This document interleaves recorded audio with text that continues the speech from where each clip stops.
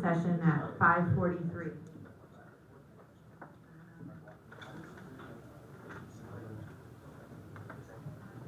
No reportable action was taken into session.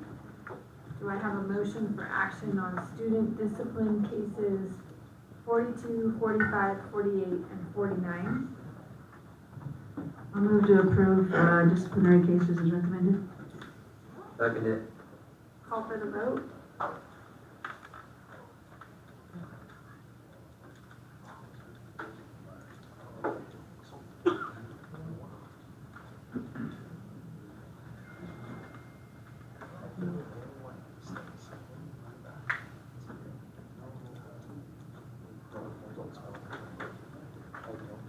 Mrs. Rohrbach, I'm an aye.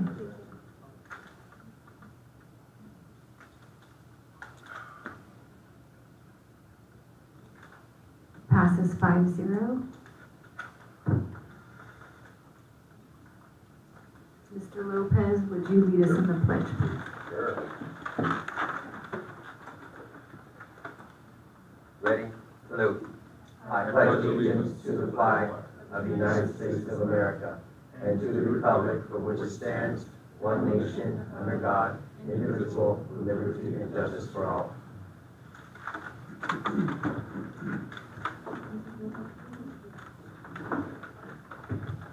can just, Molly, I'll get it afterwards. Is there a motion for approval of the agenda? So moved.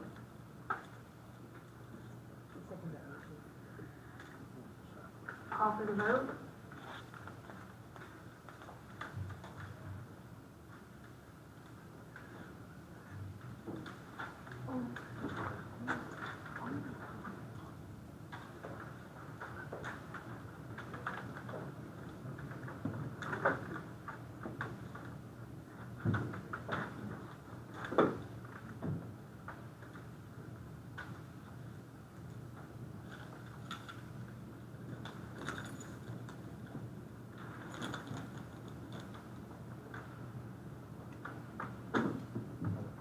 Mrs. Rohrbach, I'm an aye.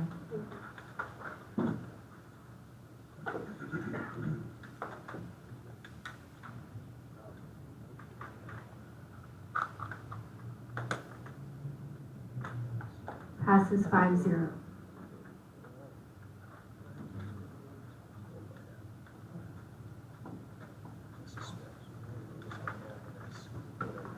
Mr. Jolly. Good evening, President Ham, Board, Superintendent Peterson, Mrs. Rohrbach, and Cabinet. I'm very excited today to introduce Ms. Valdez, Mariel Valdez. She is one of our teachers in the Health Science Pathway, along with Edith Hernandez. And we have some amazing students today who are going to share about this pathway, how it's grown, what are the highlights of it. It's very exciting. So here we go. Hello everyone, my name is Mariel Valdez, and like you mentioned, I'm an instructor for the Health Science Pathway. And I have 3 amazing students here with me today. So we have Jasmine Cordova, Luis Perez, and Hillary Alvarez. Oh wait.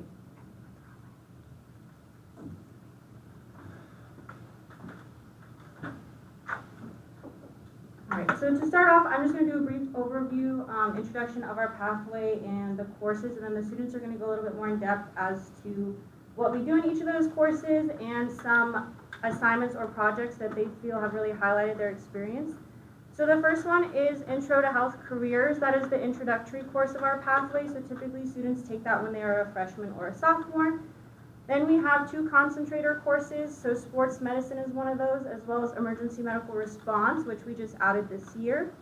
And then the capstone is medical technologies, which is a double blocked class. All right, and then I'm going to pass this over to Hillary. She's going to talk about introduction to health careers. Good evening, everyone. My name is Hillary, and I will be talking about the class Intro to Health Careers. In this class, you learn more about the ethics, the body systems, career exploration, for example, the schooling you need for certain careers, and very basic medical skills like hand washing and PPE. In Intro to Health Careers, a project that stood out to me was the skeletal system project. What I remember about this project is that we had to use certain skills such as creativity and collaborating with others. We used these skills to draw the skeletal system and research some facts. What I remember about this project is that babies are born with more bones, but as they grow, they will fuse together. To be exact, babies are born with 300 bones, and as they grow into adults, they have 206. This fact stood out to me because in the future, I would like to be in units.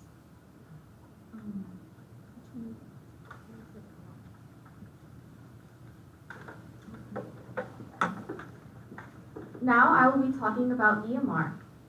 In EMR, a project that stood out to me was log rolling. In this project, we learned about leader skills and having good communication skills. When I was a person at the head of the patient, I had to secure the neck and the head while also making sure that everyone is rolling at the same time and doing what they are supposed to.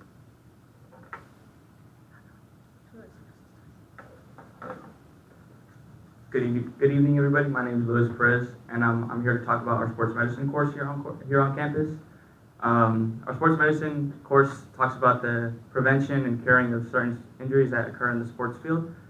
Something that really stood out to me while I was taking this course was ankle taping. Ankle taping is something that's necessary in the sports world, especially when you're playing an injury, you sprained a little ankle or something. You need to do a little something to heal that. So something that stood out to me was just overall understanding a certain life skill that I would say to learn it and learn the process of doing everything.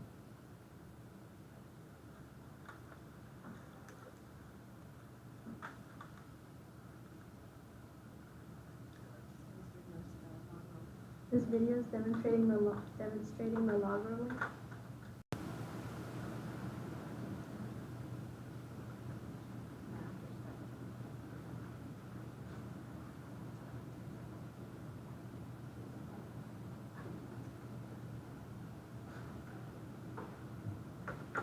Okay, so hi everybody, my name is Jasmine and I'll be talking about the MedTech course.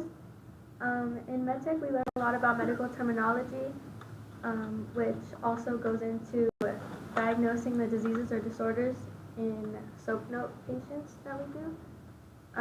We also learn about advanced patient care skills such as CPR, CNA skills, vital signs, and of course, assignment that really stood out to me was,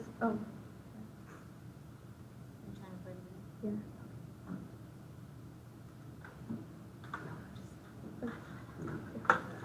So that video is showing one of the assignments that we did.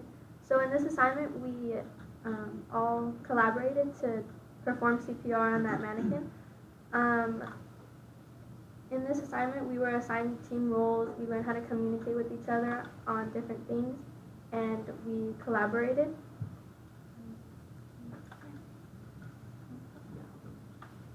And then recently, during the start of the second semester, we have officially been going to site. So an example is me and Jasmine are now participating at Livingston Community Health to learn and monitor and visualize the workplace in the medical field. And that's something that's really going to stick out to me in these next couple months.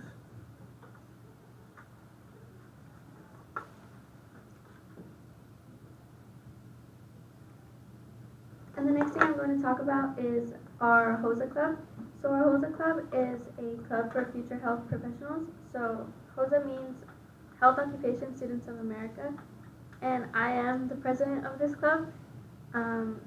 We performed a lot of community service things, and we went to the middle school to teach them CPR and first aid. We've hosted community CPR and first aid, so we've had parents come onto campus and learn more about CPR. We've hosted the blood drive here on campus. We've done inter-district competitions, so as you see in that little picture, there was an AHS versus LHS interview competition where students interviewed, and we also started World Healthcare Workers Week last year. We started it last year, and we work with Atwater and the other campuses, and we talk about, this week is just to show our appreciation for health workers and clinics and other like healthcare professions. And we do like a lot of dress-up weeks. We play games, and also in HOSA we do every second Thursday of the month we have a meeting, and we like learn more about medical skill instructions. And yeah.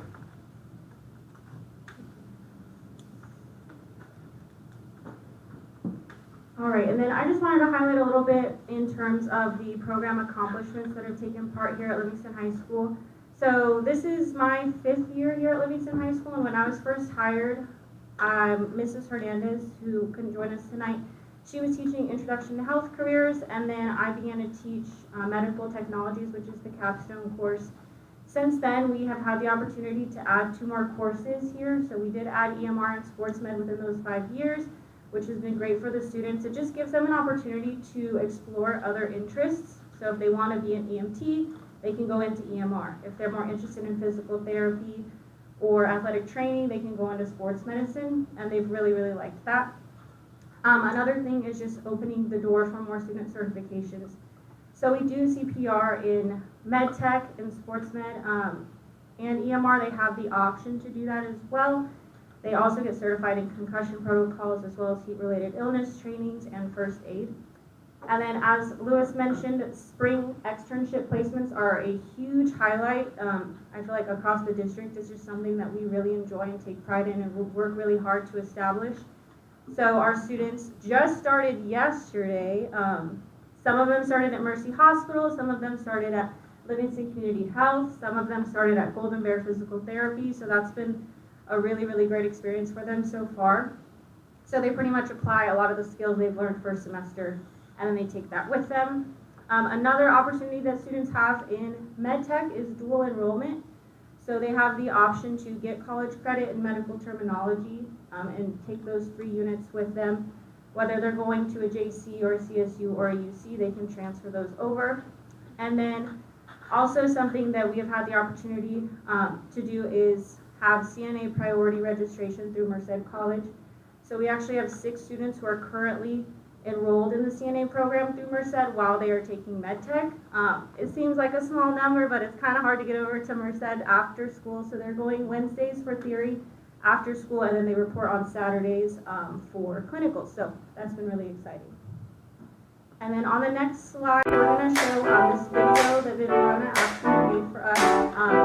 This was literally yesterday, so it's amazing that she was able to put this together. This is just kind of a highlight of what it looks like to be a day in the life of a student at CNA.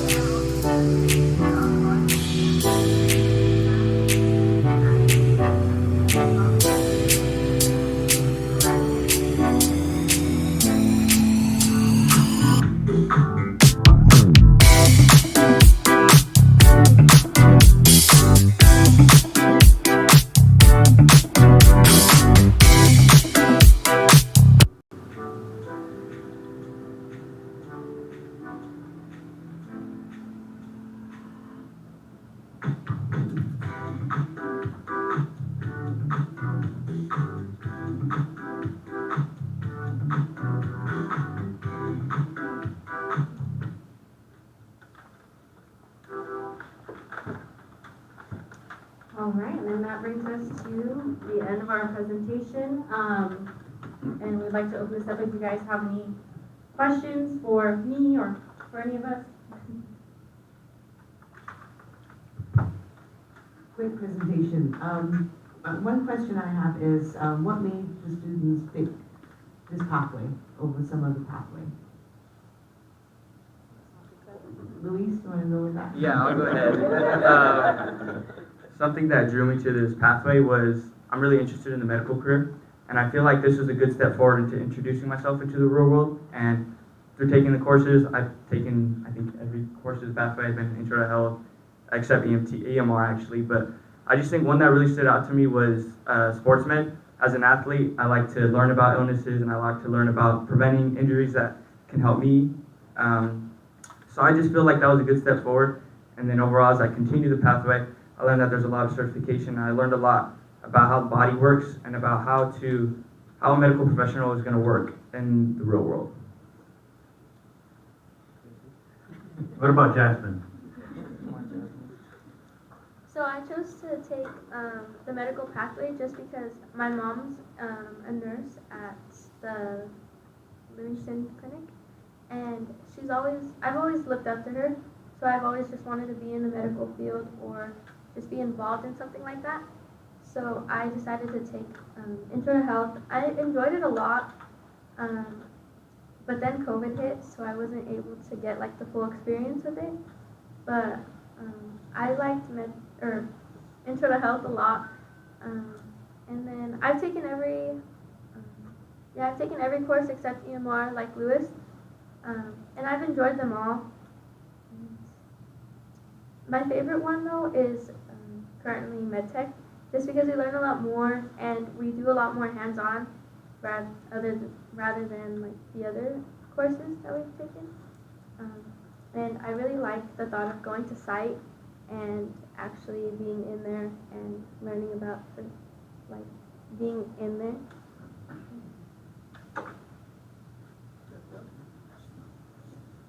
I'm interested in the medical career because, as I said in the presentation, I'd like to be a NICU nurse in the future, which I just really want to be a nurse in the NICU because I like babies, so I would like to help them out. And I personally have taken all 4 classes, and my favorite has also been MedTech. Like Jasmine said, it's a lot more hands-on and like working with others, which I like. Thank you. Mari, what are the various certifications students need? So typically it depends on the course. So we do cover CPR in all of the courses. So as they're in MedTech, it is a requirement that they are certified because in order to go to Mercy Hospital, they have to get certified in American Heart Association, Basic Life Support for Health Providers. It's a really long name. But so they're required to do that, but I do introduce it in sports med and EMR just in case, because we have some students who don't complete the pathway and they just want to take those classes.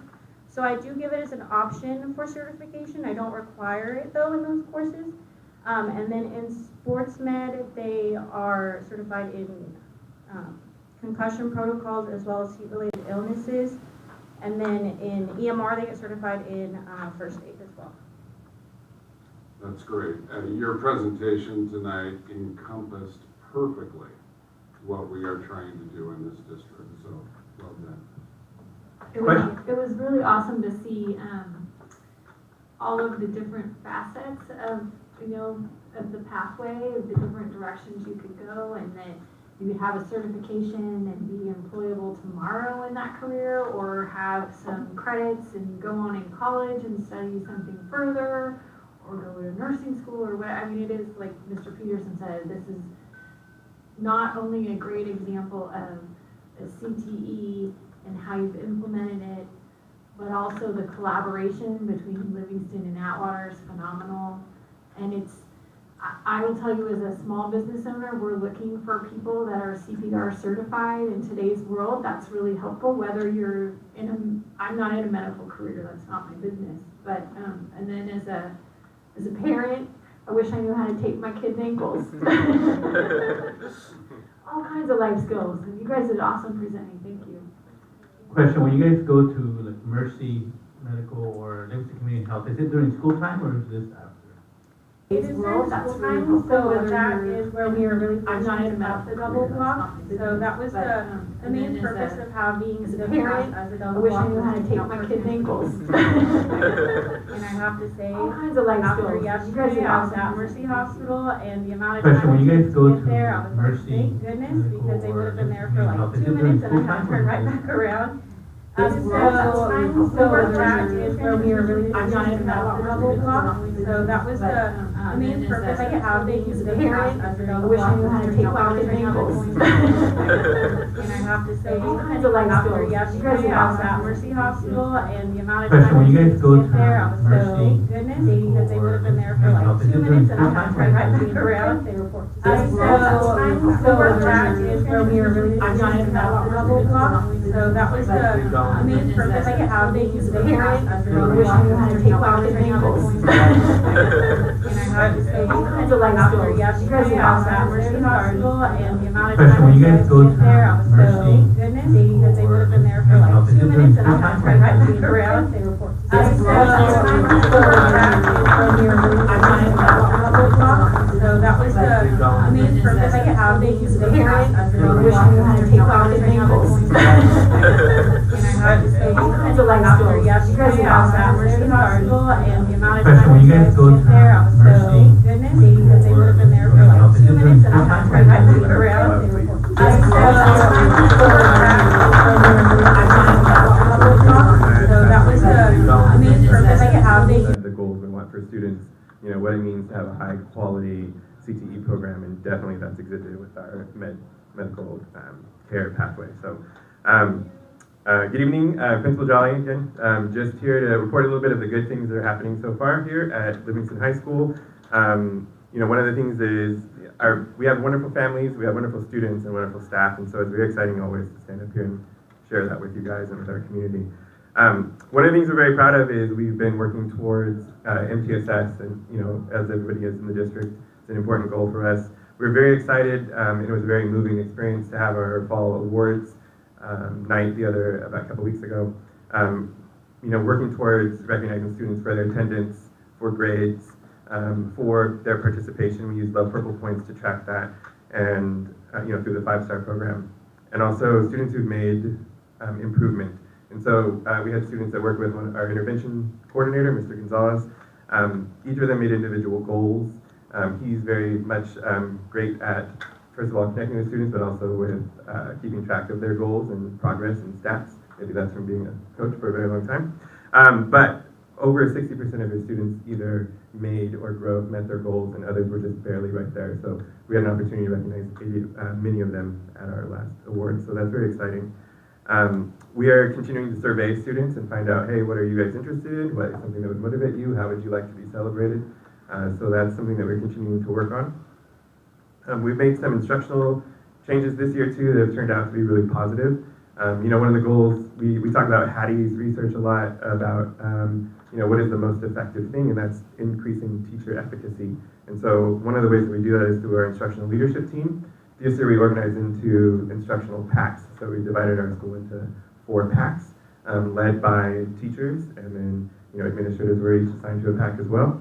And what has made that so amazing is that there's an opportunity to do some learning, and then an opportunity to go observe those practices in the classroom from the teachers teaching and using those strategies, and then turning around and having somebody come back and debrief and make some plans around that and implement. And so that has been a really positive experience for us. It's across different subject areas, and so that's been really nice to see and have people get a chance to meet and work with people they may not have worked with before. So we're looking to continue with that, possibly adding some more people next year and increasing that cross-curricular collaboration. We've had quite a lot of success this year with our band, so we're very excited to share that.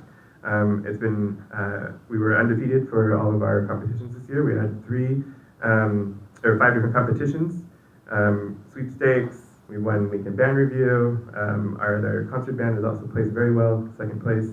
And then we're very excited too to be hosting for the 2nd year in a row our Festival of Bands. So we hope everybody comes out to that May 6th, so mark your calendar, Saturday, May 6th.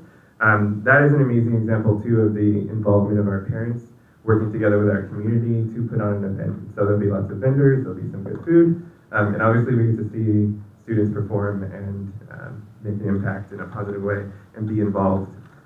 Winter sports are just ending, and so we have games right now that are going on. But we're excited right now there's lots of things to celebrate, but highlights would be right now soccer. We are currently top in our league, the TVL, and ranked 16 in the section. So that's kind of a big deal for a school our size to be ranked so high. So we're very excited for what will look like playoffs coming through. Don't want to jinx anything, but we should be well placed to do well. So that's exciting. Congratulations to the students and our coaches and their families for supporting them. Varsity girls wrestling is also a big standout. They have won twice now at their contests. First place at Los Banos and first place at Fireball out of 17 schools. So that's pretty awesome for us to be celebrating. It's great to see that growth in that sport. Students are, continuing to be involved in lots of different activities. And so community service, I know it's been a little bit of a while, but we had a wonderful Dia de los Muertos event down at Merced, the Arts Center. And so that was really nice to see. Our art club is very active on campus and very active in our community, so it's great to see kids out there and see them interacting. We had a winter concert for our Centennial Band. That was amazing. So we're looking for more ways to do that. So the former students were playing, current students. It was just a really amazing event. And so we hope to find another opportunity to do that, which we are very soon, because Livingston High School will be celebrating 100 years very soon. FFA is one of our biggest programs besides athletics. And so students are outstanding and representing both our community and our school extremely well as themselves. They serve in both regional and sectional offices. So we even had someone reach the finalist. He was a finalist, the first one since 1992 to be at a national level for forestry products and management proficiency. So that was pretty amazing. Fred Velasquez. We had 2 students receive their American degrees as well, and we love to see that. That's a big deal. Students are doing extremely well. Like I said, this is high season competition time for the different ag competition teams. And then just most recently, last weekend, we had one of our students place first, and the whole team placed first in ag sales. So they have a lot of different areas they compete in. Again, it's another place where we get to see a high quality, very involved, very diverse opportunity for students to participate and learn all the different kinds of skills to be ready for life. So those are some really big highlights. We're excited too. Next month we'll be doing Adulting Day, so we'll make sure we put that information out to you guys. We're having our staff put on different kinds of, instead of a career day, our staff are teaching students various different topics. So that started with surveying what they wanted to do, talk to the teachers, what would they like to teach, work that whole thing out. And so we're very excited to have that, and that'll be our second year doing that. So we hope to see you guys there that day. It's a very good day to visit. It could be I learned how to set a fire, or first aid, or how to change oil in the car, or learn budgets, maybe how to sew, how to fix, when you got a hole in your sock. A campfire. Campfire, sorry, yes. Very safe, there's sand, there's fire extinguishers. I don't think, we're not doing that one this year, but just, yeah. So that's what I have, but thank you guys for, any questions for me? I got to see your academic decathlon team. They were awesome. Yes, thank you. They scored highest in middle-sized school, so there's another wonderful accolade. And then Battle of the Books was fun as well, too. Our staff won again for the winningest team in the district, so yay. And then we host, I don't know if we know about this, too. Keep your eyes out, too, for we call it, we have middle schools come from around the county and do Battle of the Books, and I know Mr. Lopez shaking his head. He brought his students here as well. So that's another fun event, so we'll be hosting that here as well soon. Is that because of Janice? Is that why you went It is. here? And I was going to call it Baby Bob, which is what she calls it. And then I was like, nope. Baby Battle of the Books. So, but no, it's, there's a nicer name.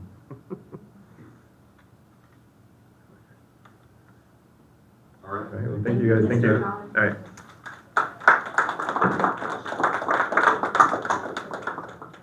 So at this time, we'll open it up to general public comment.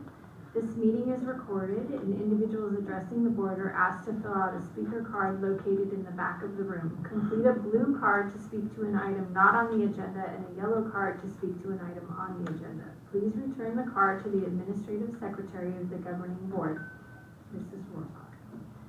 Individuals addressing the board shall be limited to 3 minutes each with no more than 20 minutes per topic. And during this portion of the agenda, the public is invited to comment on items which are not on the agenda but are within the subject matter jurisdiction of the Board of Trustees. The board will take no action at this time, but may refer the issue for further consideration. Individuals who wish to comment on agenda items shall be provided an opportunity to comment after the staff report and before the board's consideration of that item. Individuals who could not wait to address the board when the agenda item is addressed may make their comments at this time. We have 2 public comments to start. The first from Mrs. Claudia Gonzalez.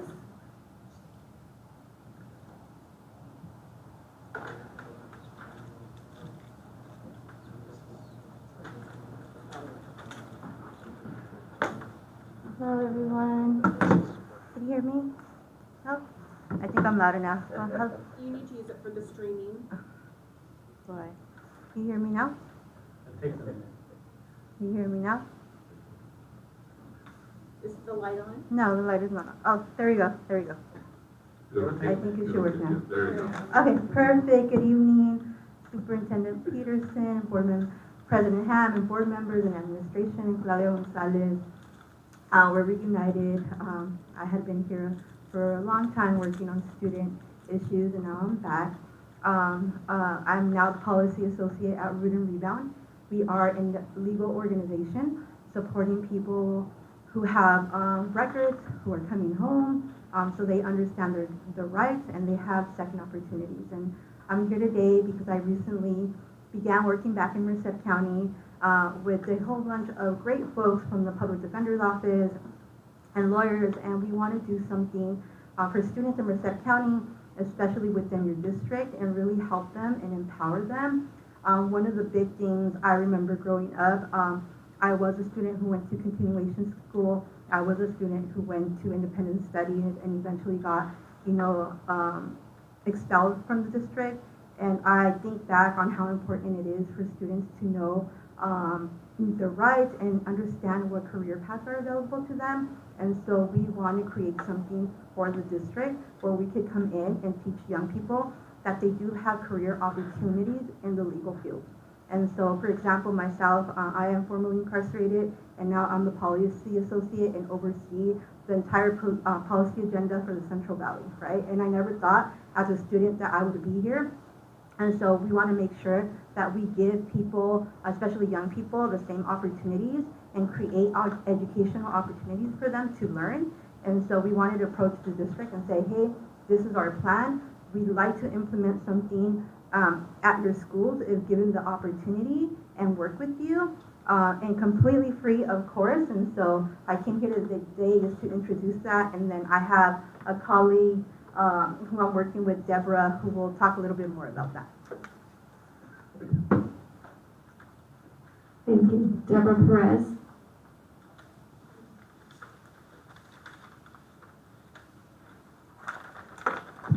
Good evening, everyone.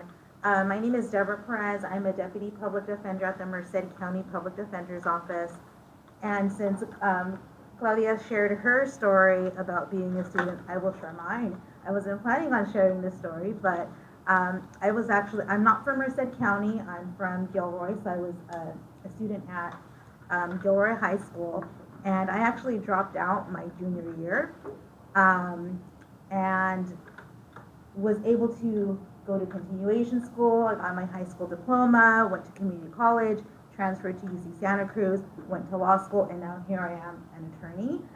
So I definitely think I can show students that if you make a mistake, such as dropping out of school, you can still rebound from that and become an attorney, become a doctor.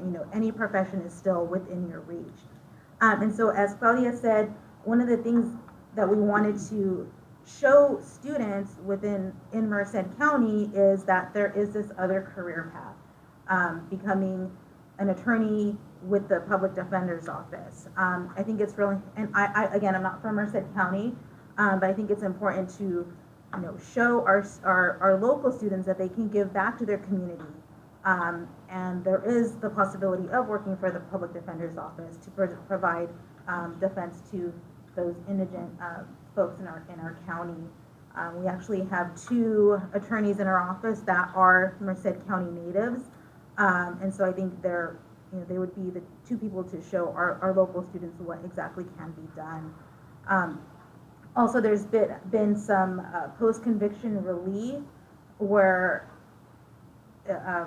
we can show people that, if they have any convictions, that they're still eligible to receive their licenses despite, maybe having some felony convictions that were in the past. They thought they would be ineligible to get a license such as nursing, pharmacy tech, medical license, that there are still those options to pursue a career in those fields that require a license, even though maybe in the past they have not been able to because of any prior convictions. And I think that's all for me. Thank you. And just to add to that, we'll be reaching out with the proposal for all of you. And so again, we hope that this is something the district is interested in and that we get to partner with you as we offer our services to students in your district. Thank you. Thank you. That concludes public comment. Dr. Weimer, graduation rates.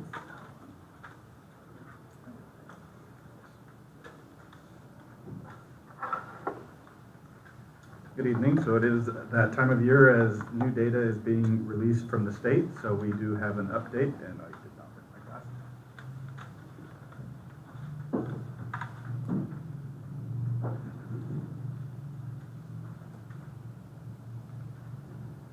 So one of the things that's probably very confusing, if you haven't noticed it before, you might, as we start looking at numbers and start seeing things, you might see one graduation number at a board presentation in downtown Merced, and then it might not match exactly another one that you see about a month later. And part of the reason is there are 4 different ways in which graduation rates are measured. And so basically, depending on which one you're looking at, the numbers might be off a little bit. But when we look at sites, we tend to use the 4-year graduation rate that comes out in DataQuest, because that's the one that gives us the most immediate feedback right away. So a site knows, here's how many students were on your campus, here's how many graduated. It does take the cohort of how many students came in and how many left, but it doesn't take into account a 5th year. We do get a 5-year graduation rate then, which includes your 4-year plus anybody who graduated from the year before. So however many graduated this year plus anybody from last year who graduates gets added in. And then the number that you see on the state dashboard is totally different than that, and it lags a little bit behind. It combines the 4- and 5-year rate, but the thing that's different is any of our students that are in county programs, so they're not on our campuses, they're in county programs, those get counted back to us when you look at the dashboard numbers. So the Sierra programs and different programs that Merced County offers that we have students in, those count in our district when we actually have our graduation rates for the dashboard. It doesn't when we're looking at the 4- and the 5-year. So the 4-year rate is what we use when we compare schools, because that's the most consistent for them. The dashboard one is the one when we compare districts, because some districts don't use their county office of education. They keep all of their special ed students in their district. They don't have somebody. So to compare apples to apples, we use the dashboard. For comparison of district, we use the DataQuest when we're looking at schools. So here is a series of sample districts throughout the state, and you can see where Merced Union High School District falls in that. And we do have the 2019, 2020, 21, and 22. So you can see where Merced Union High School District, see if I got this here, see if I can aim right there. So we do have Merced Union High School District right here. It is actually organized from 22 down, so Campbell did have a slightly higher one than MUHSD. But then you can see that we were higher than Anaheim, Madera, Modesto, Kern, Sacramento State, Sweetwater. And that's a sampling of different districts that are similar to our district throughout the state. You can see one of the things is we seem to fare better during the COVID years than many of the others did. So you see in 19 and 20, we had a very high rate compared to everybody else. And then you see that coming off of that very, very lenient time of making sure everybody got through during those times in COVID, we dropped just a little bit down here back to where we were normally at in this range right in here. But you'll see a lot of districts, they just collapsed during the COVID years and weren't able to get a lot of people through. If we look at the graduation rates then by socioeconomic status or different demographics, we do have our EL population, which is the blue one. You can see our EL students overall have a better graduation rate than any of the other groups that we were looking at here on this one. Foster youth is one of our areas of focus. Mr. Johnson is working on that and taking a look at that and having meetings on what we can do for assistance in the foster youth area. We do have our homeless youth population, which is up here. Anaheim has a really good program going on we might want to take a look at, but everybody else we're doing better than the other schools in the homeless area. Socioeconomically disadvantaged, which is 80%, a little bit over 80% of our students, so that's most of who we're talking about is higher.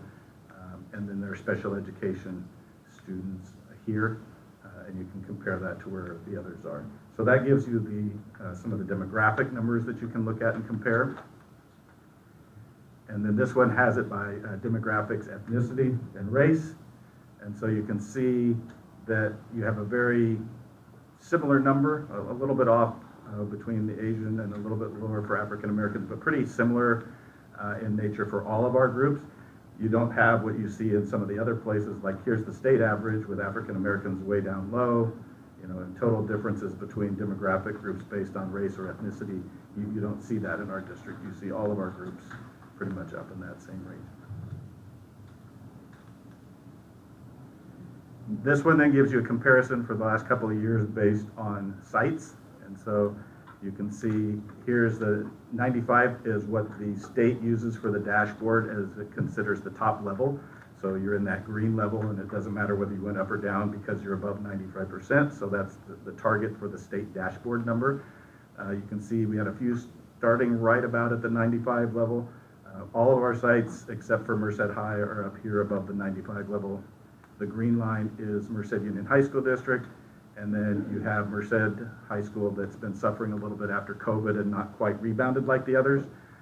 So we are looking at groups, we are having conversations with the staff at Merced High, the administration, and looking at who were the students, who didn't graduate, what were the reasons they didn't graduate, how can we identify those students who are with us now that are in that same situation, what types of things can we do to assist them. So we're taking a good look at who those students are. When we look at a slide like this, if we're talking about 95 and above, for most of these sites up here, if a student didn't graduate, they pretty much weren't on the campus at the end of their year. They had dropped out in a summer between their sophomore and junior year. They left during Christmas one year or something like that. There are very few students who are actually on our campuses that do not graduate when you look at these graduation rates. So when we're talking about credit recovery or any of those types of things, that's not really where our graduation rate falls down. It's students who basically you go out and you try to visit their home and they're not there. And you don't know where they are at and they don't show up in somebody else's database between then and when they should graduate. That's true for most of the students on the list for the comprehensive sites that are up here. Again, we have identified who the students are at Merced and we're looking at those to see what we can do to assist them that are on the campus that aren't graduating at Merced. Can you explain that a little bit, the cohort model from freshmen and how that needs to be tracked? So the way in which we look at the four-year cohort, so that's what this one is. The 5-year cohort, obviously you go one more year. But for a 4-year cohort, you pretty much start with everybody who shows up as a freshman. So they show up, they step foot on our campus, they're in the system in CalPADS, they count for that particular site and then for the district.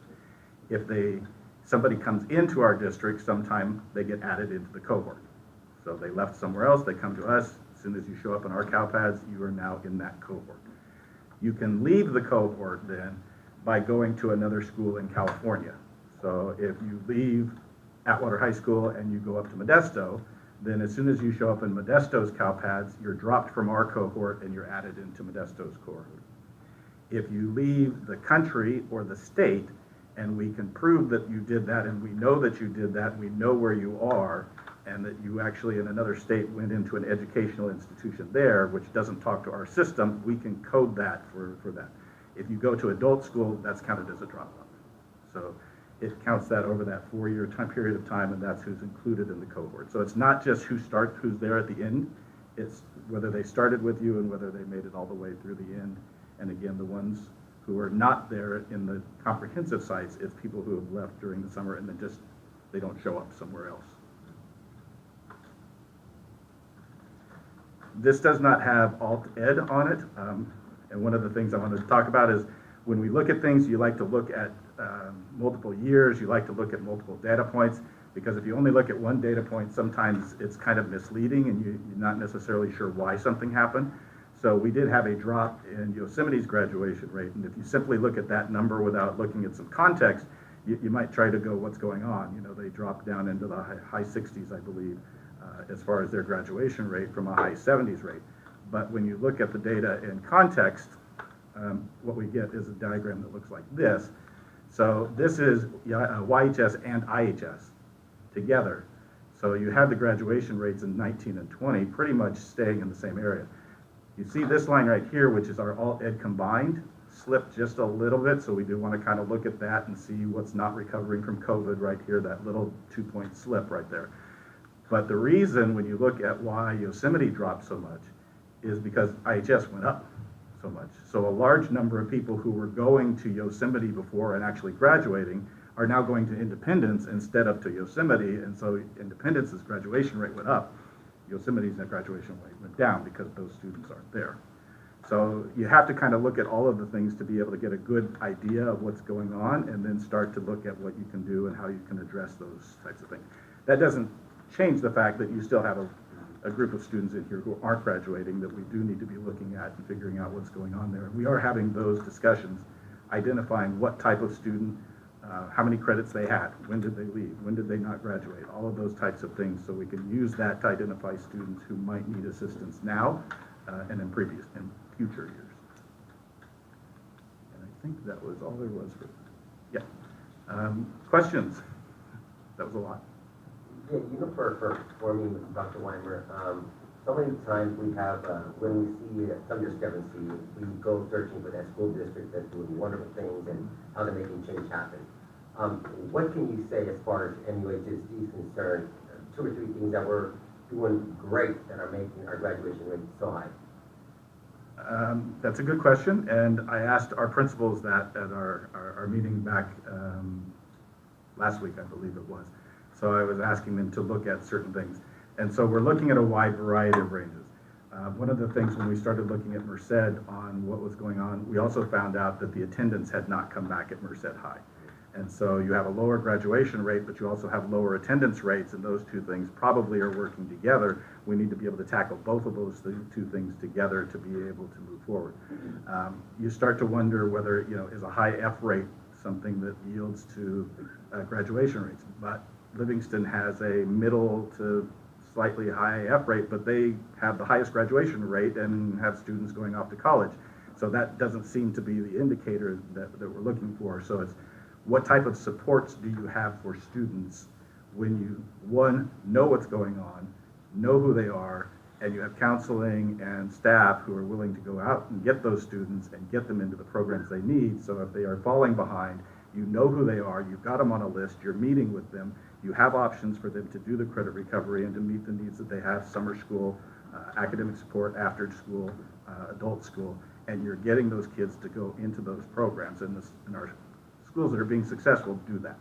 They know who the kids are, they know how far they are off, they get them early, and they get them into as many opportunities as we can to get them back on track. And I'm just thinking in terms of our African American race, you know, obviously that's a conversation for some of our advocacy groups here. And I think it was Campbell that had a higher graduation rate than us as far as the African American group. I mean, Modesto has a little bit higher. Campbell has one up here, yeah. I mean, just to see what in terms of what they're doing for those specific subgroups, you know, that can help us. And one of the things that we would do is we would take a look at this and then we would start dissecting a little bit more information. So what is the socioeconomic status across that? Why is their African American rate high but their Hispanic rate is low? Is there a demographic, you know, region? Is it a higher economic status for one group versus the other? You'd start looking into a lot of those things. But when you find somebody who's got similar situations to where we are, then yeah, we'd love to know what's going on. And before COVID, we were very good at finding those things. Let's go take a look. Let's go find some stuff. And we'll be getting back into that type of a move. Appreciate it. Thank you. On the last one where it's Yosemite and Independence, why why doesn't it count when they move to the independence and not, and keep the graduation rate from going down at Yosemite? So you said that, this shows the Yosemite line Right. showing that it's going real low, but that's because they're going to Independence. Yes, you have more students now in independence than we did before.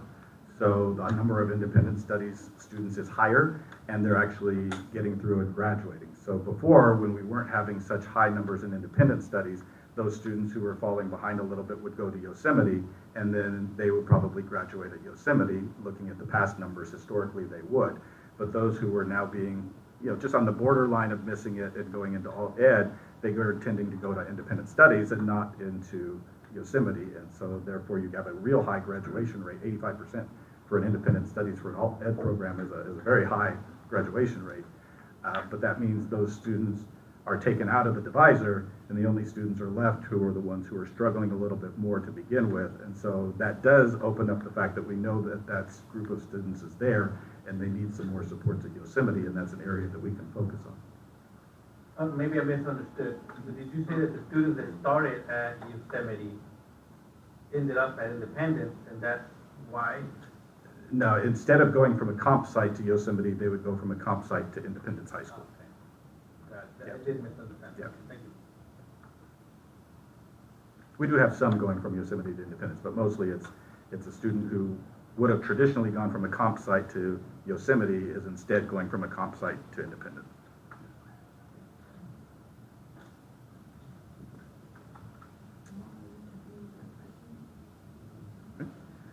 Dr. Weimer, Okay. real quick, can we look at this in other buckets as well? So for instance, could we look at AVID, people who are in AVID, what are their graduation rates? And FFA, athletics, bands, we know that when kids are involved in things, they're more likely to succeed and Yes and no. I'm not disagreeing with the concept. This is right off of the state data. I can pretty much easily get you information on who is a Merced Union High School District student and graduating or not graduating, who is still with us because they're still in our system, and tell you that type of information. It's hard to track that student who left in their sophomore year or something. That group is harder to identify because they're no longer with us, and they didn't drop out at the end. They dropped way back in. So we can do some of that. And I think if we were going to go down that route, we would probably look at, are you more likely to stay on your campus versus go to an alternative program if you're involved in those activities than to actually drop out? Because most of our students who we traditionally would call a dropout are actually going to Yosemite rather than the ones who moved during the summer and you don't know what happened to them, if that makes sense. yeah, and I'm really only concerned about kids who graduate from Merced Union High School District. If they go somewhere else, Yeah. let's not talk about that. Let's talk about what a successful Merced Union High School District student has in common with others, and where we can share with incoming freshmen and their parents, get involved in these activities and your graduation rates are much higher, right? Yep. And how can we, I don't know, maybe that's something that we can work on with foster youth too. And certainly I love the idea of, the numbers could be skewed because maybe Sweetwater has 2 foster youth and that's why their graduation rate looks so Sure, high. yeah. And Campbell has no foster youth, right? But it would be great to see if we could find a program somewhere near us that's doing Sure. something that would benefit us.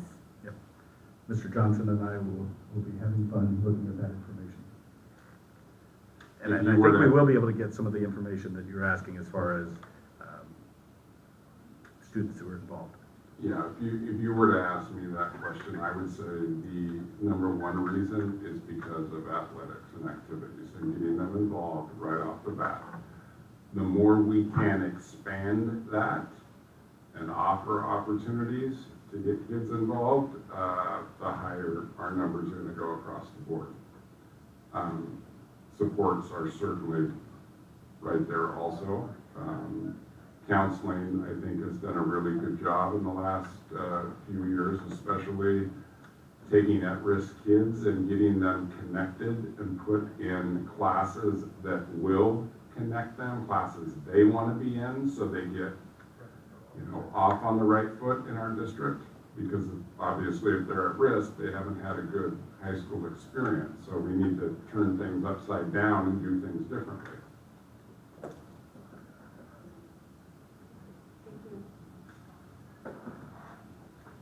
Melissa, facilities update, please. Good evening. Superintendent Peterson, President Ham, members of the board and administration. I'm excited to be here tonight to present and discuss the February 2023 facilities update. But before I get started, I want to briefly acknowledge and thank some of the team of personnel behind the scenes that make these projects come to fruition. Our fiscal services, IT, purchasing, M&O departments, and site custodians are an integral part and contributing factor to the success of our district construction projects. I appreciate you all. So let's get started.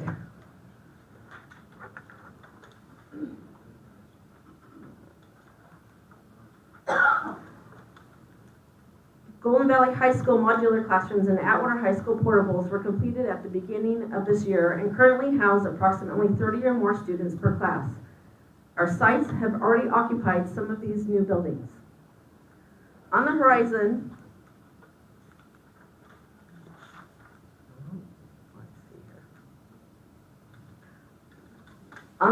for completion by the end of February are the following projects. Golden Valley High School softball dugouts, Livingston High School concessions and ticket booth, Atwater High School turf and track renovation, Golden Valley High School turf and track renovation.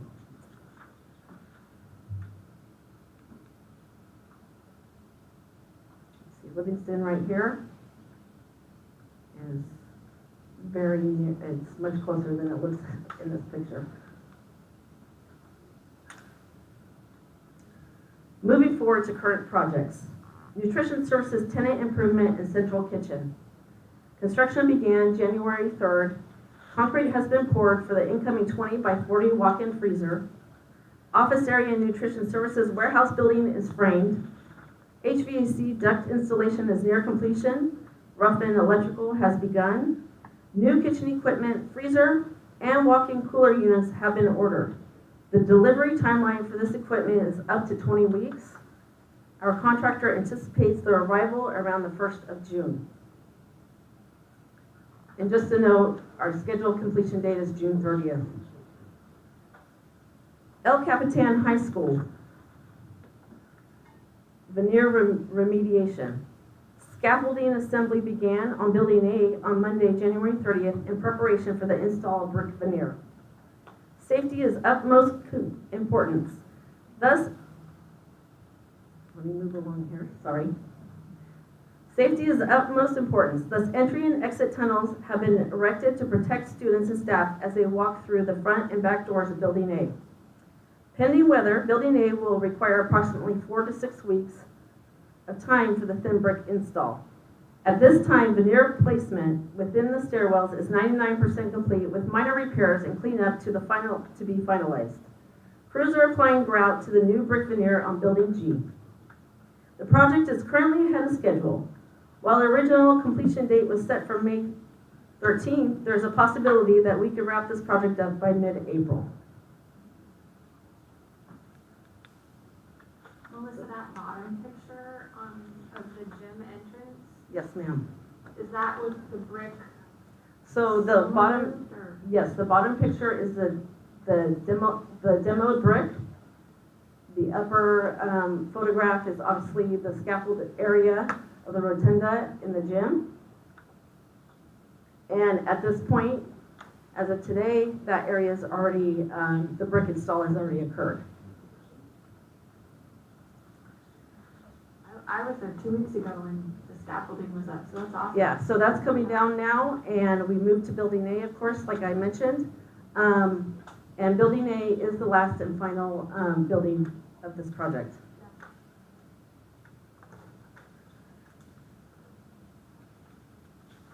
And there's a real quick clip of Golden Valley High School and the turf project right there. And Atwater's project, turf. Okay, finally what we've all been waiting for. Most recent and exciting news is that Merced High and the Atwater High School pool projects are scheduled to bid on March 30th. And with much hope, this project will be presented to the board on April 19th. Projects will bid simultaneously as one package, and one pre-qualified contractor will be awarded the bid.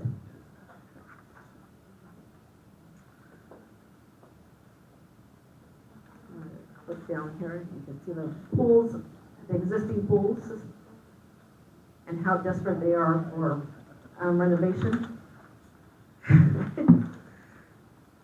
Golden Valley High School HVAC replacement. We have 117 HVAC units currently stored in our Business Parkway location. We are in the process of preparing the bid schedule for the first phase of construction and intend to bid in April and present to the board in May. The second phase of construction will include the installation of additional units for the gym. I intend on bringing the purchase of the additional units for the gym to the board next month. As a reminder, with this project, shutdown of the campus is necessary for the summer. Moving forward.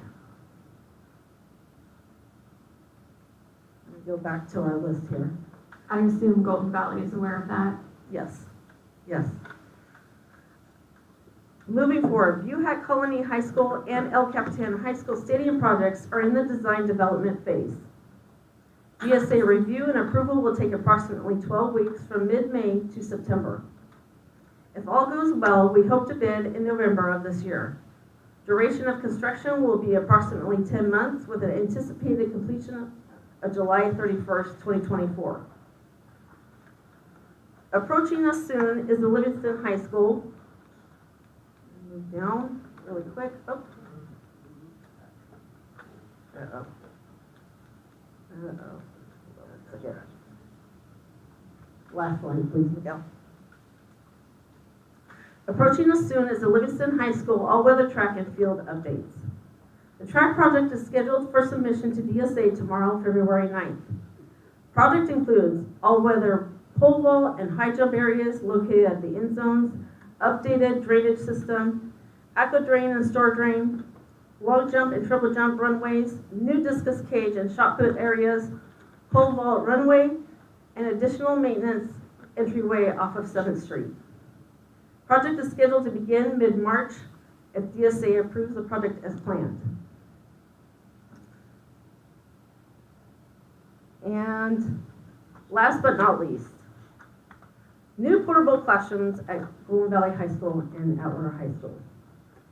Another 2 classrooms are scheduled for each site this summer. These classrooms will be placed in the same area or location as our last portable and modular classrooms. So if you guys could skip to the first slide really quick. Thank you. So you can see Atwater, we already planned for additional classrooms, so they will go on either side of those 2 existing new portables. And then Golden Valleys will, are planned to go to the left side and fill in that blank area to the left. These classrooms will be placed, again, these classrooms will be placed in the same area or location as our last portable and modular classrooms. And that brings us to the end of the presentation. Are there any questions? I have a question about the pools. There'll be a single contractor for both pools. Correct. Will they be splitting their time and building both simultaneously? Or So will they be are, staggered? while they're building it simultaneously, it will be staggered so that we can begin properly, so that they have enough time to set up their equipment and mobilize accordingly. So which one's being started first? Well, we can toss a coin. That's a trick. I'm not gonna say it out loud. Well, Merced has already practices elsewhere. But we just wanna make sure that they're both gonna be completed since we're working with one Yes. contractor. So the intent is to complete them, by the end of next summer. You know, I thought we had talked about this in the past and you and Ralph had suggested we were using different contractors, that there weren't economies of scale, and no, I misunderstood. Right. So the more we researched it, the more we decided that having one contractor, and the reason being, we have a pool subcontractor, they usually come from out of the area. I felt that we were gonna get better pricing, better bidding, and so this was our most economic way to approach this. Are you expecting multiple bids? Yes. Yeah, she's done a great job of advertising it and posting it in places where it's gonna get us a better competitive bid. And that's the only way I'll still be able to live next to him upstairs. I don't think it's gonna matter who starts first. And certainly gonna be weather that impedes the progress in probably the clay. So, Well, hopefully with the consideration that our heavy storms have passed, keeping our fingers crossed, we should be in a prime time to begin construction and not have too many impeding issues. So that is the, That's the plan. What that's was the the plan. projected completion again? July of next year. I think we just wanna make sure that both of our schools' programs are up and Yes. running. Yes. yeah, I think we've already settled that they're gonna miss a water polo season and a swim season. The key word was hours, Okay? That was the key word. Our areas. And Oh. yours, and yours. Our areas. Our district. The site is very much aware, each site is very much aware of the schedules, and we meet with them regularly to make sure that they can plan their events accordingly. Melissa, I just want to thank you and applaud you and your team's efforts for making this happen. You know, we are a growing district and we're modernizing and upgrading our facilities, just adding to them and, you know, trying to bring us to par, if not even above, you know, and which is obviously will attract more people to our schools and, you know, have something proud for each one of our local communities, you know, to showcase, you know, especially like I look at that Atwater football field, how fantastic that looks. You know, yeah, it's a lot of blue, but you know what, that was their impulse, and that's what they It's wanted. very attractive. You know, but that's what they wanted, you know, same with Golden Valley. Right. And how they take ownership of what's coming to their facilities, and I think that's great. So thank you guys for everything. Oh, well, thank you everyone who supports it, and that's what really makes it happen. Just before you're done, I want to point out the classrooms being added at Atwater and Golden Valley, and we project that that's just going to happen every year. A couple. Atwater was out of space. Well, no, they're not out of space. I would say Golden Valley is out of space more than. Yes, most anything. definitely. But, yeah, I mean, out of classroom space, meaning we're gonna have to bring more classrooms in. We had, It's just I steady think what growth. you're referring to is the electrical capability. And so I believe we are adding Yes. another electrical switch. So, you know, Atwater is pretty much, its power is at its capacity there, and the consideration is to update that power so that we can accommodate the influx and growth for that site. Are you working with the MID by chance?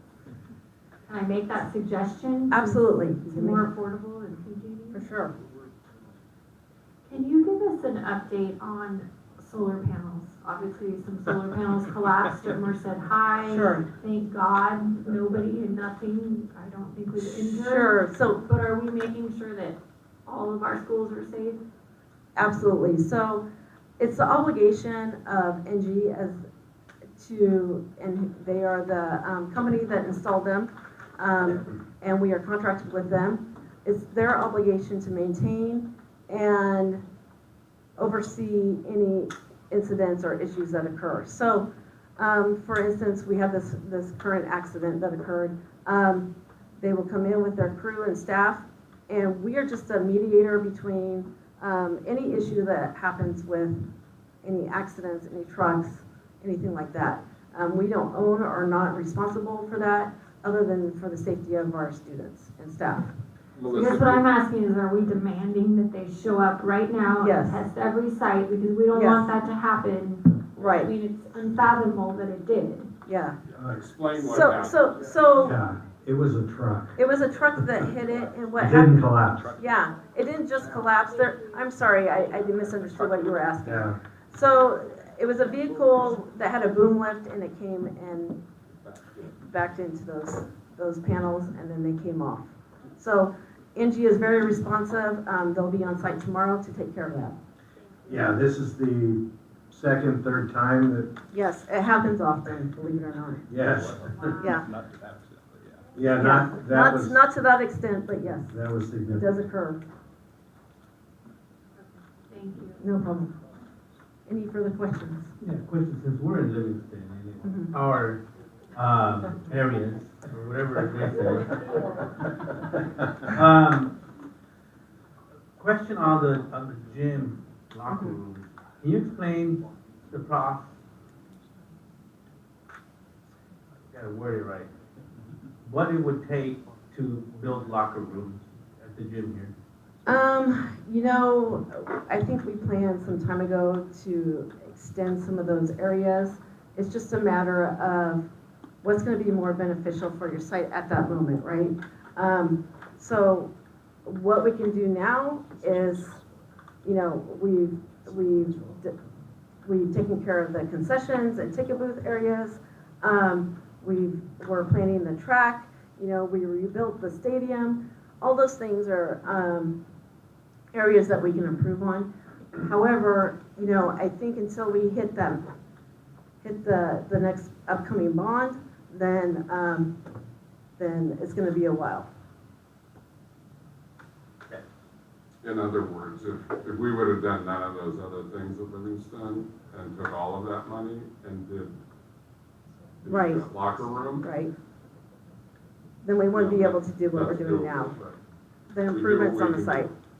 And I understand that, and I know that I just want the public to hear from Sure. you that Sure. that would be the process, and Mm-hmm. And I know that we've talked about it when we were planning on what to do next and so on, but Mhm. I want the public to hear what the process would be for that to happen, because, you know, you have the football group that is happy that we're doing whatever at over there, but then we have the basketball group that wants, you know, something done over Oh, there as well. for sure, and, And the band people as well. right, we wanna acknowledge all of those groups. So, I mean, it is at the back of our mind, or at the top of our list of things that need to get done in the future. Thank you. Thank you. Thank you. Thank you, Melissa. It is now Employee Association comment period. There are comments from CSCA. From DTA, Mr. Pest.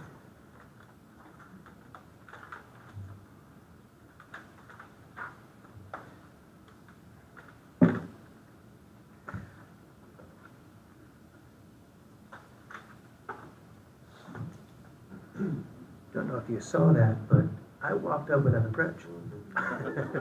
Good work. Good evening, President Ham, board members, Superintendent Peterson, Cabinet, and Ms. Rohrbeck.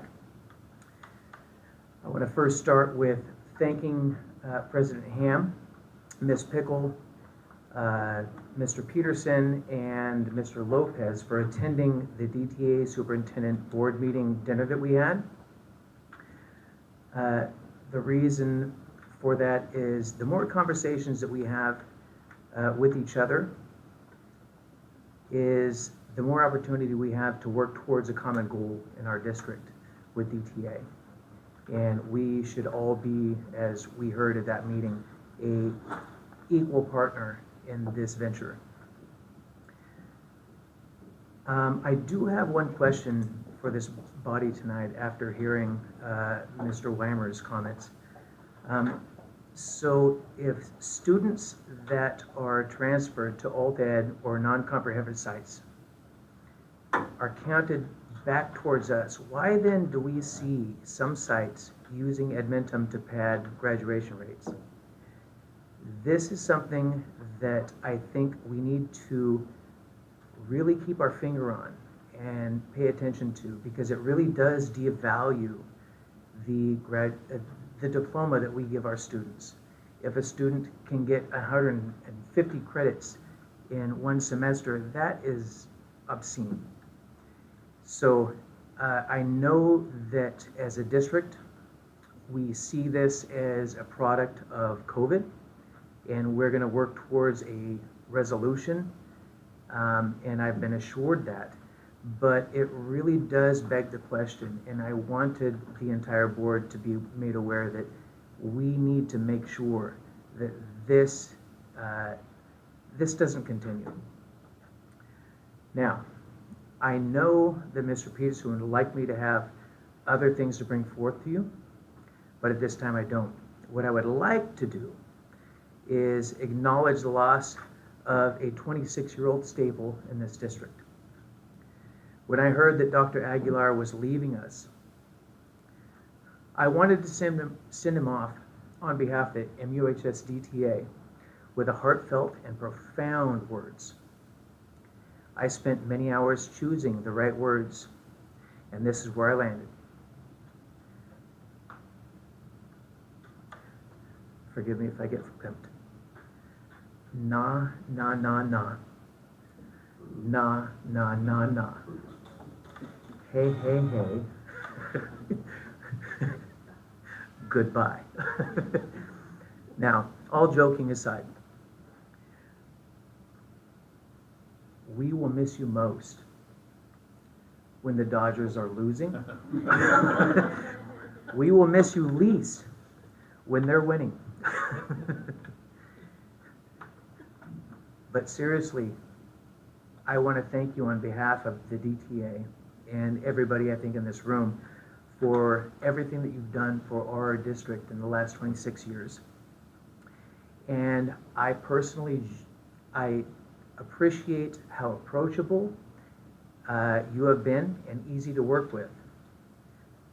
Sorry, I have a spasm. I know that you will thrive in your new position as Superintendent of Riverbanks Unified Superintendent, and we wish you the very best, and we will truly miss you. Thank you very much.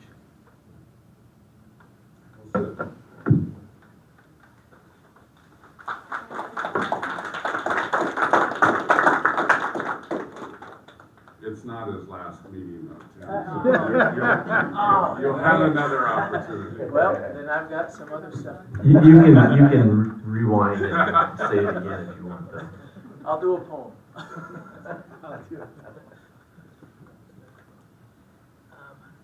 The board is asked to approve the consent agenda. Is there a motion?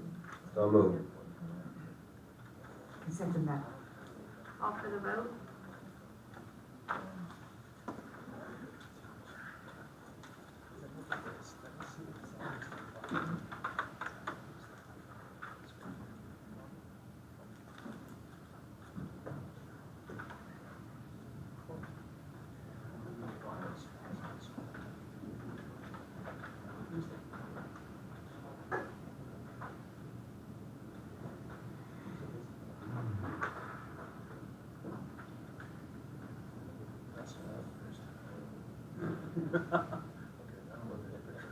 Passes 5-0. A question on the diesel buses. Do we think that the governor's going to change things and we're not going to need electric buses soon? No. Do we think it's going to change? The regulations that are being considered would be for 2 years, half of the vehicles that you purchase would have to be EV. So it doesn't necessarily mean that it would have to be the buses. Maybe you would be doing some local CWA cars or some vans or custodial trucks or in-mill trucks or something like that. But in 2027, the ruling would be that it goes full EV. I don't believe the infrastructure is there for that to happen, but we have to take them for their word that that's currently what they're looking at. But I don't think that they're prepared for high schools to be electric buses yet. And that's of purchases, not of the fleet. Correct, that's of new purchases. We don't have to go change our fleet overnight. It's just whatever new purchases you make would have to meet those requirements. Yeah, I mean, we're moving down that road, but we're gonna do it slowly and logically and meet our needs first. We just need to be so cognizant of our geographical situation.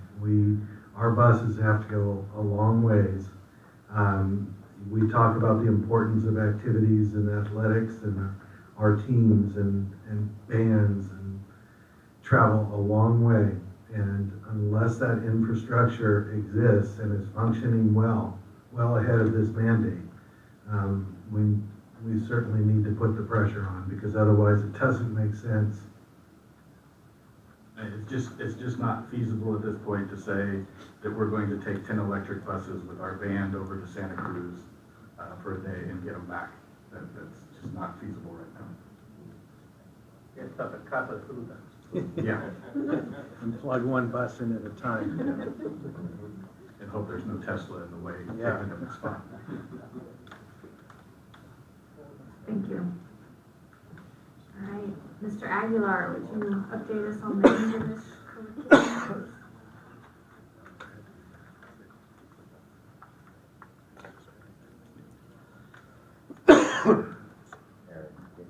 Good evening. I'd like to begin by introducing Mrs. Kim Berman, Mr. Johnson, and also two very distinguished teachers that will be talking about the curriculum, Mr. John Callahan and Ms. Jacqueline Wooding.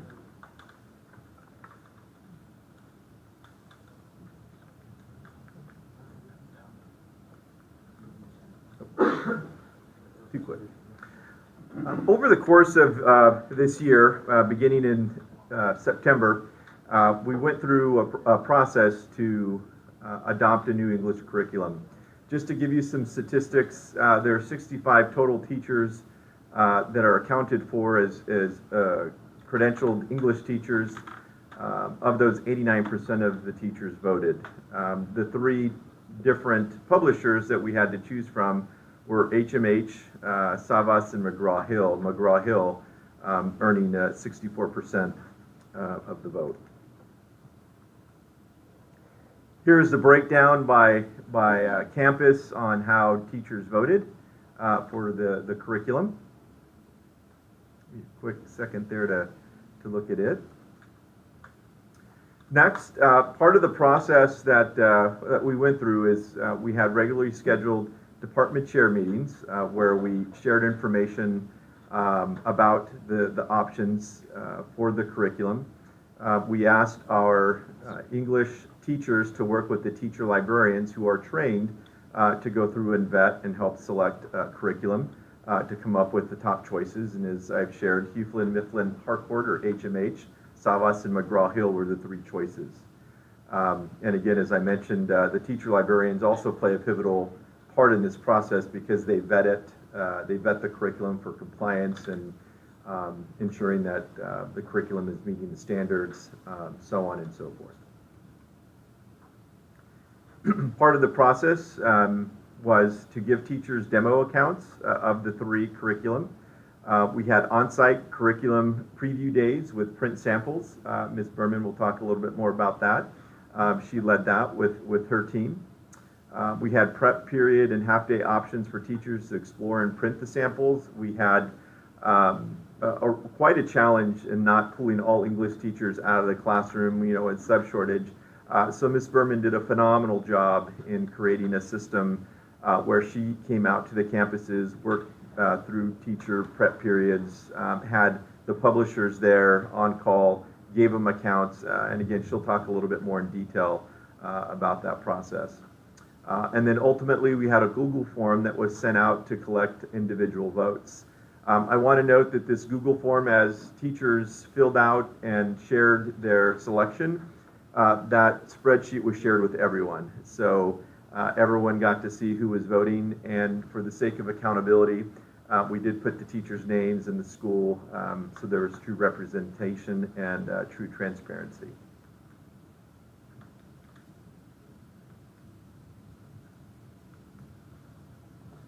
Some requests from our teachers as we went through this process. They wanted time to review materials. And what that meant is once we were to select the materials, they wanted time to, air quotes, play with the curriculum, which is why we're bringing it to you now in February and not waiting and doing a longer process. And then ultimately, we learned this through our math rollout. Our math teachers, if they had to do it all over again after getting their feedback, they would have preferred to us to roll out Math 1, then Math 2, and then Math 3. That option was given to the English teachers. They said, no, we want to roll out all levels. If you're familiar with the English standards for 9th and 10th are the same, 11th and 12th are the same, and they felt that they were equipped to roll it out together. So again, that was one of the requests. Which is why we're going to go through and adopt it all at once. And the next, I'll hand it over to Ms. Berman. She's going to go through the nuts and bolts and the curriculum and what teachers selected. Thank you. Good evening, Board President Ham, Board members, Superintendent Peterson, Cabinet, and Ms. Burback. The slide that you're looking at right now, we would call the highlights or features of the curriculum. So all three of the publishers that it was narrowed down to were relatively similar to each other in that they met a lot of the criteria. So why this one really stood out, make sure to allow the English teachers to share that, why they chose it and why they felt like it was the best option. But as you can see in the bullet points here, here are some of the highlights. So part of those English department head meetings revolved around the discussion, like what is the criteria that we really want? Like, what are we looking for in a curriculum? What's going to be student-centered? What's going to be best for kids? So McGraw-Hill met all of these criteria, and then some, notably digital annotation tools. So there's a really robust features on this program. It has built-in supports for our EL students, built-in supports for our SPED students, and built-in supports for all students. Level text, so based on our reading inventory scores, we're much more aware of our kids' reading levels now. So we also have Lexiles that come with this curriculum, and there's ways to level it, beginning, basic, proficient, advanced. So that's a really cool thing as well. Lots of assessment options. So those are just, again, some of the features. And Dr. Aguilar talked a lot about the process and what this adoption process looked like. Just to share a little bit from my perspective, it was wonderful to go out to the sites. From my position, I haven't gotten to meet every single English teacher in our district until recently. So I think that that was a highlight for me in this process, was going out, getting to talk to them. We actually brought the print samples, so that was part of that previous slide. We brought those samples from all three publishers, and that was after I met with the publishers, so I made sure I wasn't misrepresenting anything and went through their presentations. Come out, the English teachers got to come, like Dr. Aguilar said, either on their prep. Some sites opted to give their teachers a little bit more time than just a prep period, and they were able to explore all of the samples, and we were able to have really good discussions, which I think was an important part, like that talk that we got to have. We also provided Zoom sessions. I don't think that was mentioned. And so after getting to explore print samples, because sometimes there's just that really unique quality of getting to see and touch and feel something, that also included the teachers getting to see the consumables. So there are print editions that come along with the adoption as well. I just lost my train of thought. Zoom sessions. That's the final piece of the adoption process. So after we had demo accounts, so that's a digital online access to the full platform for all 3 publishers. Teachers were given a couple of months to explore that, so it wasn't, hopefully they weren't pressured for time. Each publisher then gave us an hour-long presentation, and those were after-school presentations, which is tough for a lot of people. So a lot of teachers did request that we record. The publishers were very kind and accommodating on that, and they did allow us to record the sessions. Those were sent out so that anyone who was not able to attend after school was able to view those on their own, and those things happened before that Google form was sent out for them to vote. So that's just a little bit about the process. And I will ask Mr. Callahan, I think, to go first, and he's going to talk to you about why he chose McGraw-Hill as the shining star.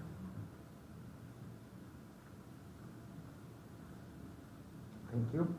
Thank you, President Ham, board members, the cabinet, Superintendent Peterson, and Mrs. Rohrbeck. Sorry that was out of order. I was practicing back there and I totally messed it up. But I just wanted to talk to you about the fact that one of the big things that caused me to vote for it, if you noticed Atwater High School, across the board, all of the Atwater High School teachers voted for McGraw-Hill. One of the big things was the digital platform, because we know that that's what we're going to be using constantly with the Chromebooks every day in the classroom. And it was something that not only was kind to teachers, it was also kind to students. It was visually attractive, and it was something that the students can easily work with. That was a huge factor in our decision. Another factor for us was the EL support that was provided, because McGraw-Hill decided that they would do more authentic translations. Some of the other publishers wanted to do Google Translate. I don't know if you've ever Google translated some text, but you lose a lot. And in an English classroom, the beauty of language is extremely important, so you need that authentic translation. And if we want to have our English learners supported the best way, they need to understand the beauty of what they're reading. So that was one of the other things. Another factor that influenced us is that a lot of our feeder schools use this study sync. And so we know that a lot of the students coming to us will have already experienced this platform, so it'll be a little bit of an easier transition for those students. Now, I'm not saying that all of our feeder schools did that, but it is a factor that applied to us. And something that I did want to bring up is Board Member Lopez earlier was talking about the football fields. And he mentioned, our high school's blue football field, the Golden Valley one, and how they had say in it and how we would have more passion about it. And I feel that because of Dr. Aguilar's process, along with Mr. Peterson, Mr. Johnson, and Mrs. Berman allowing us to speak, we have more of a tie-in to it as well, rather than just something that is said, here's what you're going to teach for the next 7 years. We were actually able to express our own opinions, and we were not pressured in any way. I can honestly say that we felt completely in control of the process, and I really loved that. Sorry, they said I had a minute, so I'm just trying to go as quickly as possible. But I believe Mrs. Wooding is also here to discuss it, and so I just want to thank you so much for that. Well, I do appreciate your comment in saying that you had a voice in this, or that all teachers did, so that's great to hear. And you were not forced to say that, right? No. Good evening, my name is Jacqueline Wooding, and I'm the head of the English department at Golden Valley High School. Sorry, I feel very underdressed. I came from track practice and I ran in here, so I apologize for my attire. I do not look like this in the classroom. But I wanted to talk about some of the factors. So, as you know, Read 180 is really prevalent on Golden Valley's campus, and students get placed in that because of reading levels. And so one of my big factors for my English department was, as Ms. Berman stated earlier, was like appropriate Lexile levels. And so my teachers and I spent all day with Ms. Berman, and my teachers came in first through fourth, and then, or first through third, and then fourth through sixth. And we literally just started dissecting it. And I'm really grateful for that opportunity. I teach AP Language and Composition and English 10 Honors, and so a lot of the curriculum that is being used, I don't get to use that for AP. I do everything from College Board. And so I really wanted my teachers to know that their voice actually mattered. And on behalf of the Golden Valley English Department, they wanted to say that they felt like their voice actually was heard. And so the Lexile levels were really important to us. Also, the units are broken down thematically with McGraw-Hill, where the other ones, it seemed like everything was kind of scattered. And as an educator, I've been in the classroom now, I think 13 years. Mr. Aguilar actually hired me, so thank you for that one. Like, we want things to make sense to our students. I am someone who always knows exactly what I'm doing in the classroom. The other one seemed like everything was scattered, and it didn't make sense. And if they're set up in that way, then students obviously are aware, like, hey, why are we doing this? We did this yesterday. And so that was another reason why my teachers decided that. Also, the digital version seemed to be overall better. The digital annotation tools, Gold Valley's huge with annotation. That started with Annette Brown way back in the day. She was the one who adopted with this digital annotation guide. And so the annotation tools on there were really easy to use. And there are a lot of nice features for our ELD students. We have a large ELD population on our campus. And our ELD teacher actually came to my classroom and he started looking through everything because even though he's not an actual quote-unquote English teacher on our campus, his voice to us actually mattered as well. So he came into my classroom and McGraw-Hill actually sent us actual books.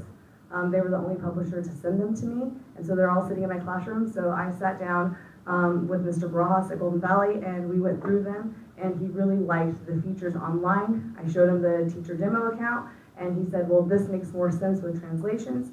So that was huge for us as well. And then how I think it's going to benefit our students. So we're in a technological age and everything's online.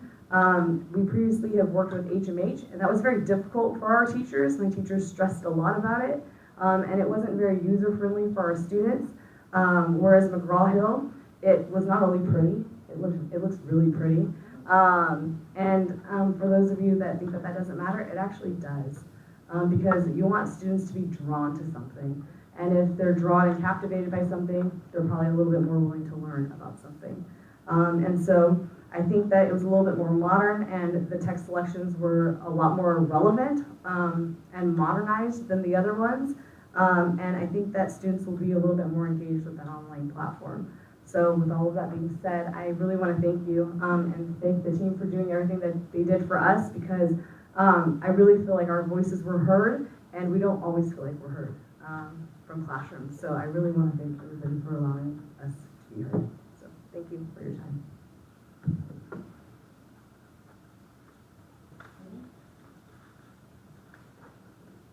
Mr. Johnson? Yeah, we're good.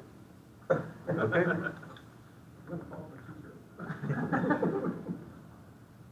So as we go through the process, you'll see here's the quote that we received for a 7-year contract. So working with Dr. Weimer and looking at the proposals that were shared, this proposal is by far the most cost effective.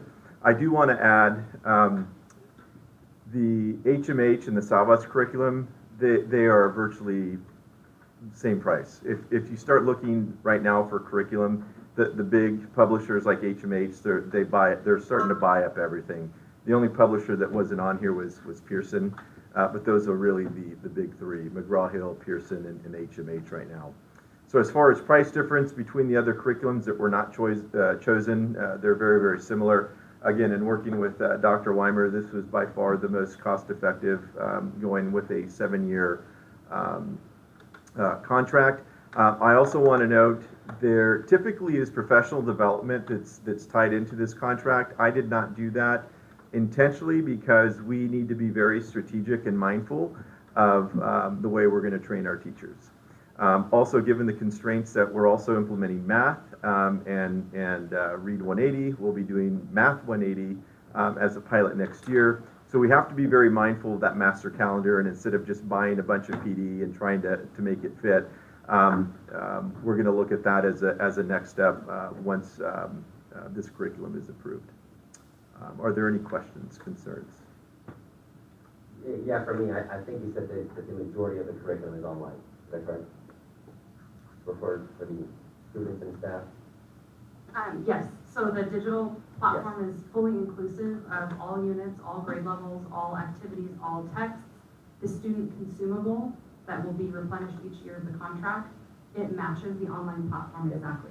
And my only concern with that is, as things resurface now with COVID kind of going away, and there's been issues with publishers getting product out to school districts on a timely basis because of productivity, are there gonna be any delays in us getting our materials for school come August?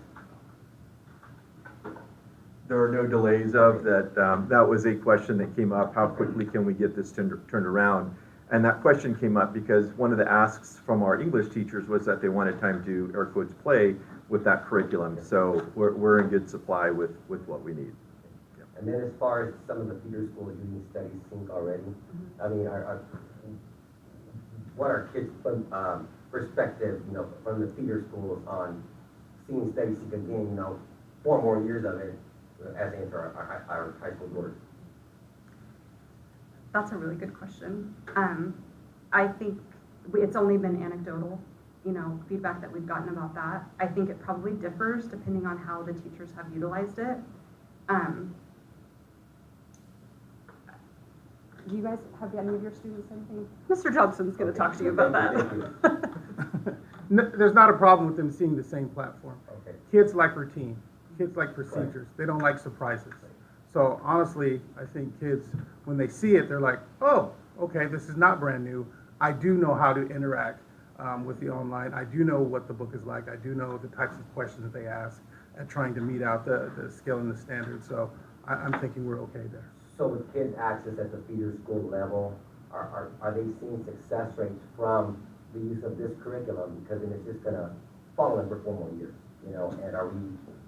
That would be tough to answer. Success rate also depends on teaching, the pedagogical part. Curriculum's only, you know, a small piece, but the strategies you use to get kids access to the core content is really kind of what's going on. I like McGraw-Hill.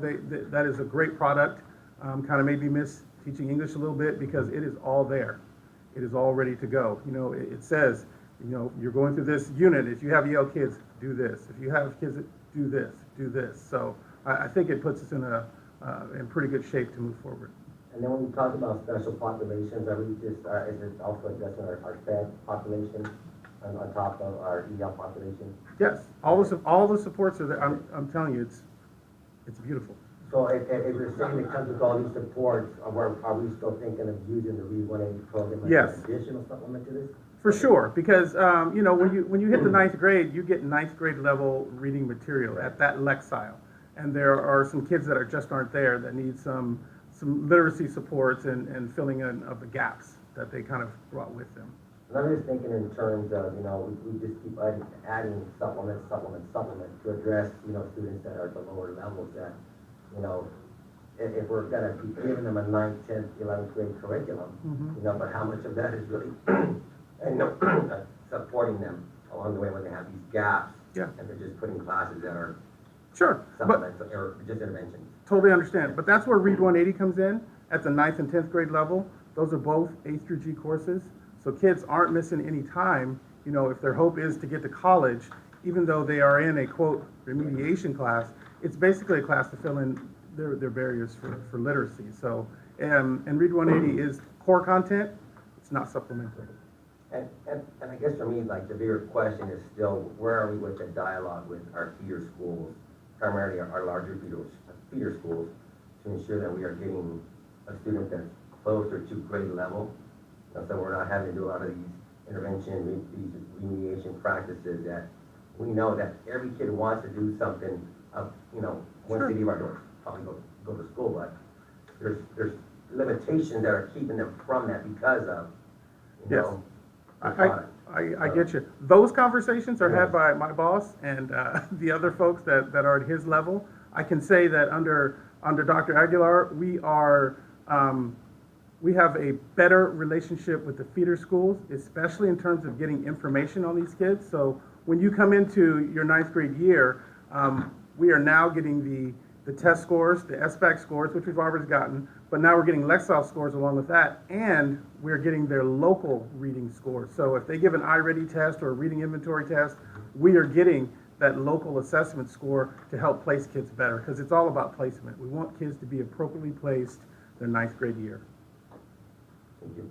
You're welcome. Well, I don't have questions, but I have comments.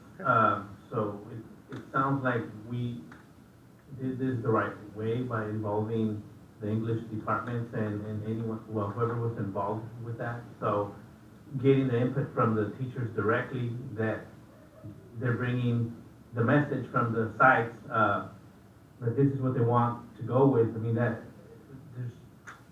no other option to go with if that's what the majority of the teachers want. So I applaud that it went this way, and we should do that with everything, whether it's building whatever, a pool or whatever. We involve those who are involved with that subject, so.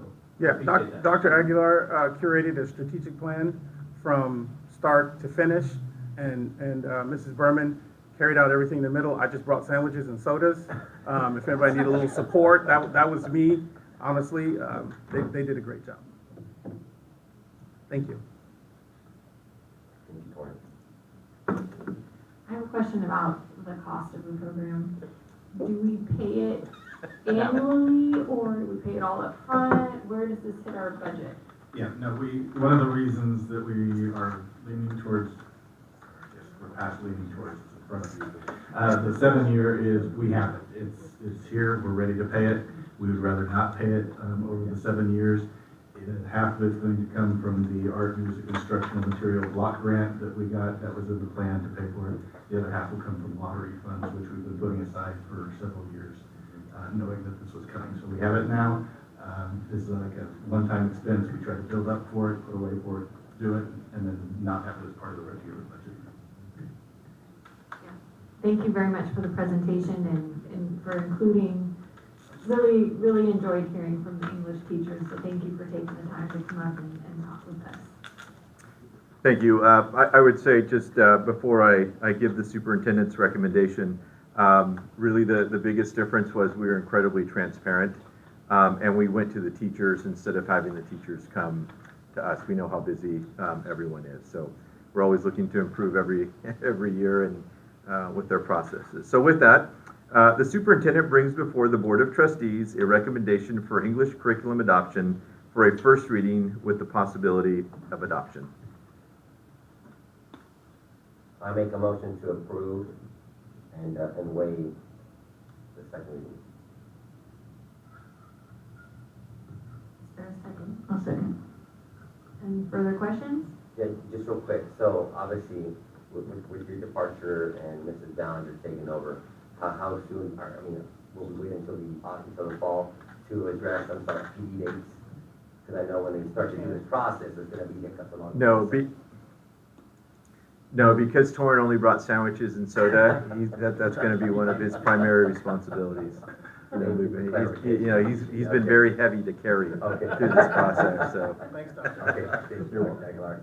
Very good. Yeah. And thank you, Mr. Callahan, for being here. I know Mrs. Wooding had to go, but I appreciate your time in coming out here and presenting. Thank you. You said there won't be professional development now around this, but will there be training? Or is it just so simple to use that they don't need it? No, we will bring forth professional development for our teachers. We just will need to look and work with Ms. Ballinger, Ms. Berman, Mr. Johnson to kind of formulate a plan as to what that's going to look like. Our teachers asked to be trained in the spring instead of waiting until the summer. So we just need to be very strategic on how we do that. Basically, they offer packages where you could just buy a package and then you're basically stuck with it. We're going to design what we want and then use them as we need them to fill that in, rather than just saying we bought this huge package and we may or may not use it. Yep.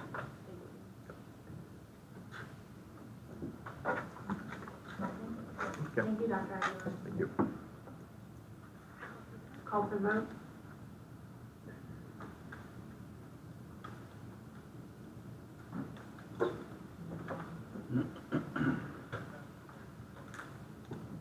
And Mrs. Jayasinga, would you mind reading the donations that I missed during the consent approval? Okay, on behalf of the Merced Union High School District, I would like to recognize and thank the following donors. Lori Myers-Jantz, Golden Valley Health Centers, Randy Barber, Ko Yamamoto and Levi, DOT Foods, Chris Marshall, Michael Alvarez, Livingston High School Annual Alumni Reunion, Ariel and Briseida Gonzalez, Tim Lohman, Kimberly Hawkins Gould, and then there are three separate donations to 3 high schools from John Deno to be used in the John Deno Scholarship Fund. Thank you to all the donors. Thank you. And the vote for the new curriculum for English passed 5-0. Mr. Peterson, your report, please. Okay, first of all, just in case I am not here in March, which will be Dr. Aguilar's last meeting, I'm going to say a few words right now. And we had lots of dreams 9 years ago. Lots of changes that we wanted to see for kids across the district. And some we knew how to do and design, some we didn't. And Costa took on the one we didn't. We didn't know how to do CTE other than ag. We didn't know how to design pathways. We didn't know how to make it work with the CCI indicator at the state. And he took that head on, and with the support of the board, as you saw tonight, I mean, what a beautiful way to go out with what your primary contribution has been. Primary might not be the right word, a major contribution. You know, those things that we do, that we dream about, and we change, it changes kids' lives and their experience. And we make our district better because we focus on those outcomes. Our graduation rate, I mean, look at that. Those bars across the board by ethnicity and race, you don't see that in other districts. It doesn't happen. I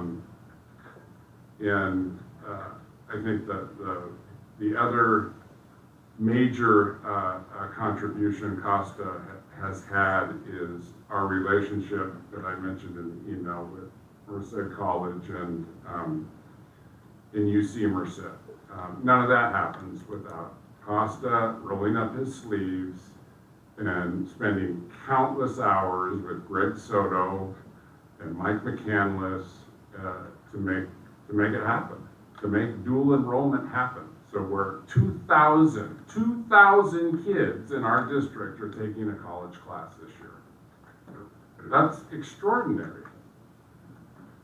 So you have done well, my friend. You left your mark, and I thank you.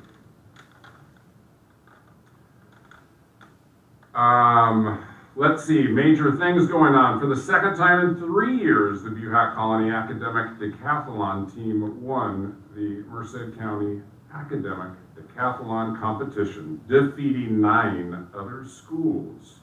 The team took home 26 individual medals, 44 medals overall, while also winning $1,000 in scholarships for students. The team will compete in the California Academic Decathlon competition in March. A special congratulations goes out to the top scoring student from Merced High School, Esteban Castaneda. Proud of all of our students and coaches that participated in that. Cash for College workshop coming up. FAFSA and the California DREAM Act applications are due on March 2nd. Join a free, in-person financial aid workshop. The Center for Educational Partnerships is collaborating with the California Student Aid Commission in putting together the FAFSA CATA workshop at UC Merced on February 16th from 5 to 7 p.m. Snacks and refreshments will be provided, and Viviana and all sites will be blasting this information out. We have our FFA teams are in full and high action across the state, competing almost every weekend and doing great. Went to a great dinner in Las Vegas Monday night to recognize our own Mr. Noons, AP from El Capitan, who was the winner of the AXA Co-Administrator of the Year Award. Very proud of him. You are all well aware of his work. And he will be here with Megan Cope next month, so you can recognize him. I want to point out a few extremely outstanding athletic achievements as the winter season's coming to a close. The Golden Valley High School wrestling team won their fourth league title in a row. Congratulations to Chopper Mello and the team. Win or lose, win or lose tomorrow night. The Atwater girls will win their third league championship in a row. And the Atwater boys are still undefeated for this year. I don't know what they are, 27-0. 27-0, going to the playoffs. So if anyone wants some fun, entertaining basketball the next couple of weeks, those playoff games will be going on at Atwater High School because they should get a very high seed. I thought you were gonna ask for one of tickets. I have a way to get you into those games. I can figure that out. You just let me know. That's it.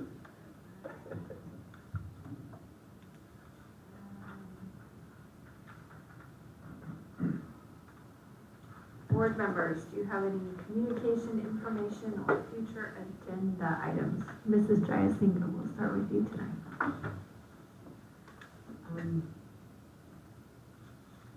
You said the same items. This is where we. Sure. Different wording, got me stumbled. With all the activity, I'd like to say huge congratulations to the most recent competition that we saw results come out of, the academic decathlon.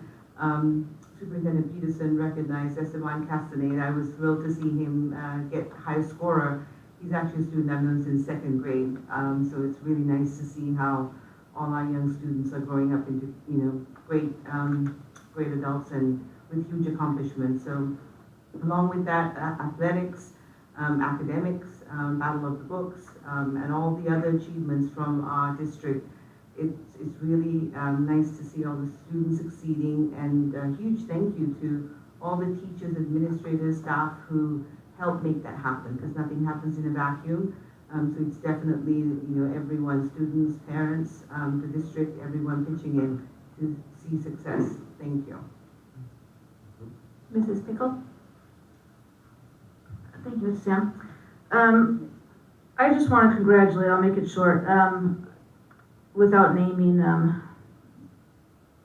certain individual teams or events, but just congratulations to all the staff and students for the many successes that they've had. It's so nice to come in and hear about all the things that are happening, all the different sites, hear the showcases, hear the principals' reports, and it really, I think, makes all of us very proud to be a part of that. So just congratulations and thank you to everyone who's involved. I know it takes a village, and it's very much appreciated.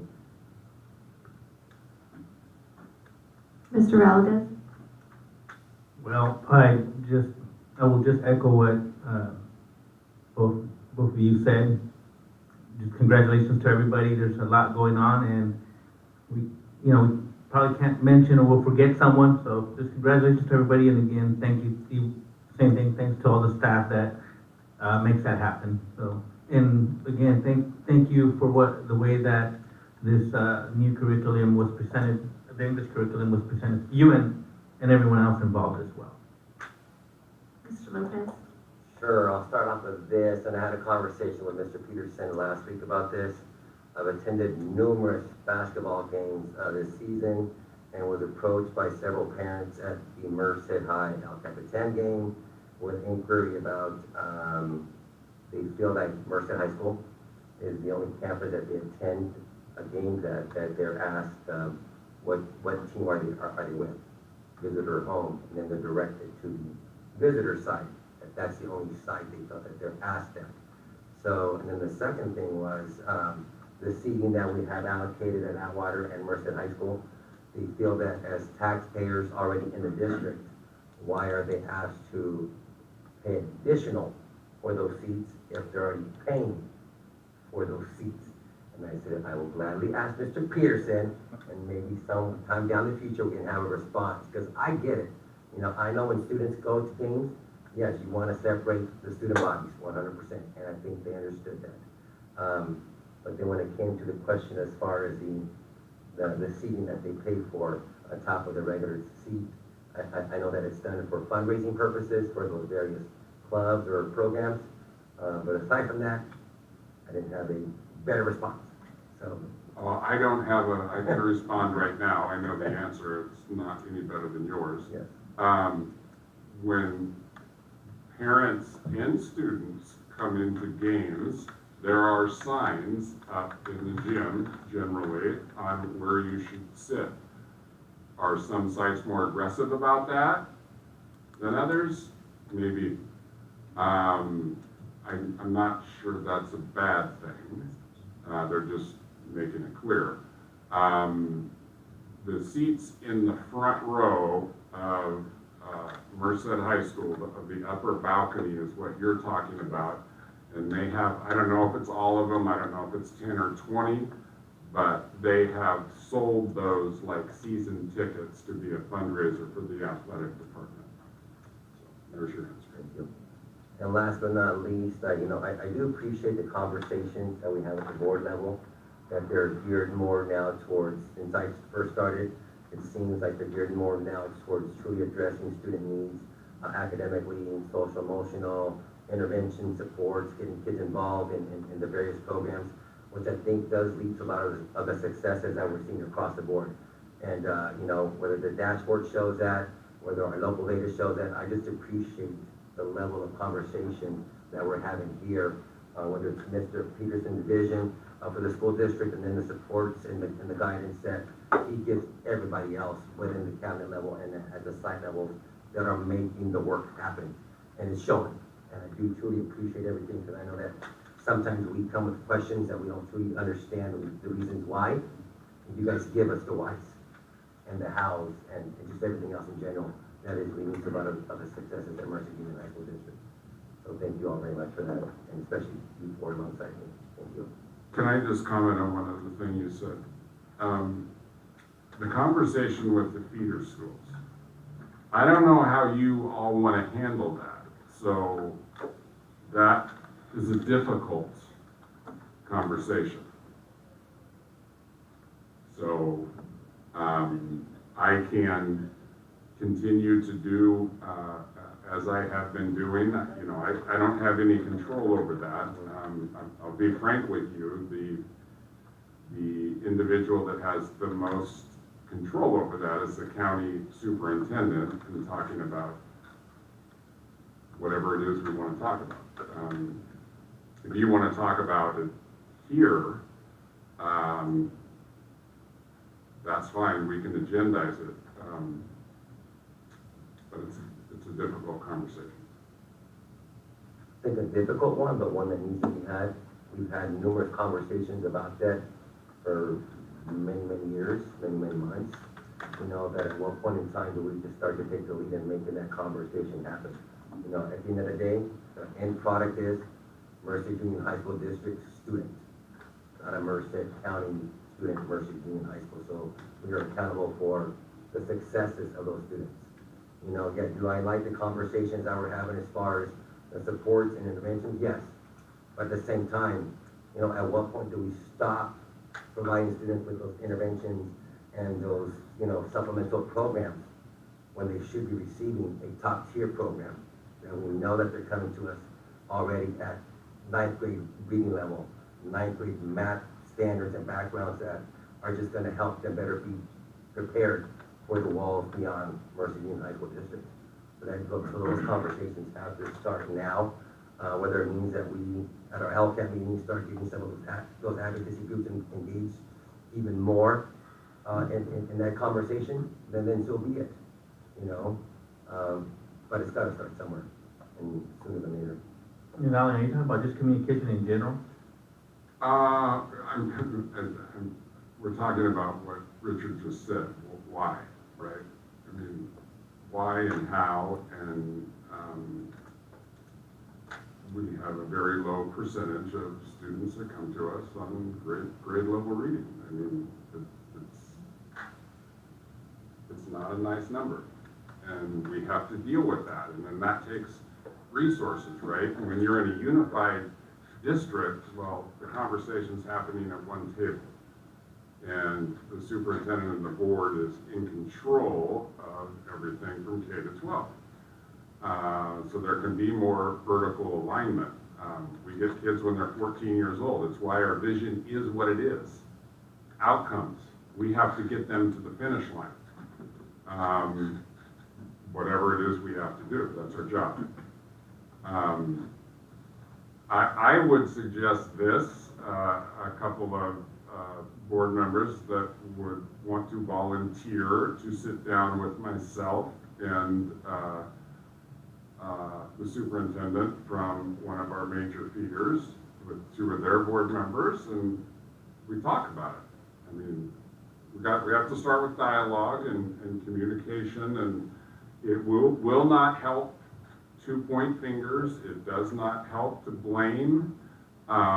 We just have to deal with the facts and have a dialogue on what we can do to improve both districts with the various needs we have. Can we request that perhaps at our next meeting, we have a breakdown by school, by feeder district of what test scores are, reading, math by district, and where students are coming in, and then we can have maybe more direct conversations where we say, okay, we really would like to sit down with this district in particular.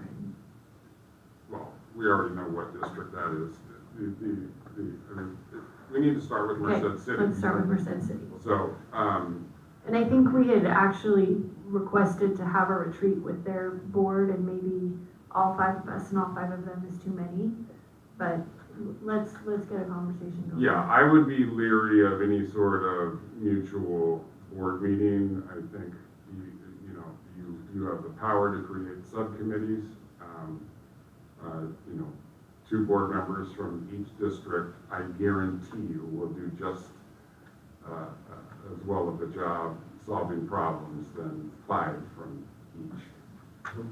Actually, a much better job, right? Yes. 5 from each has to be public. Right, of course. Well, then when it's in public, then things change.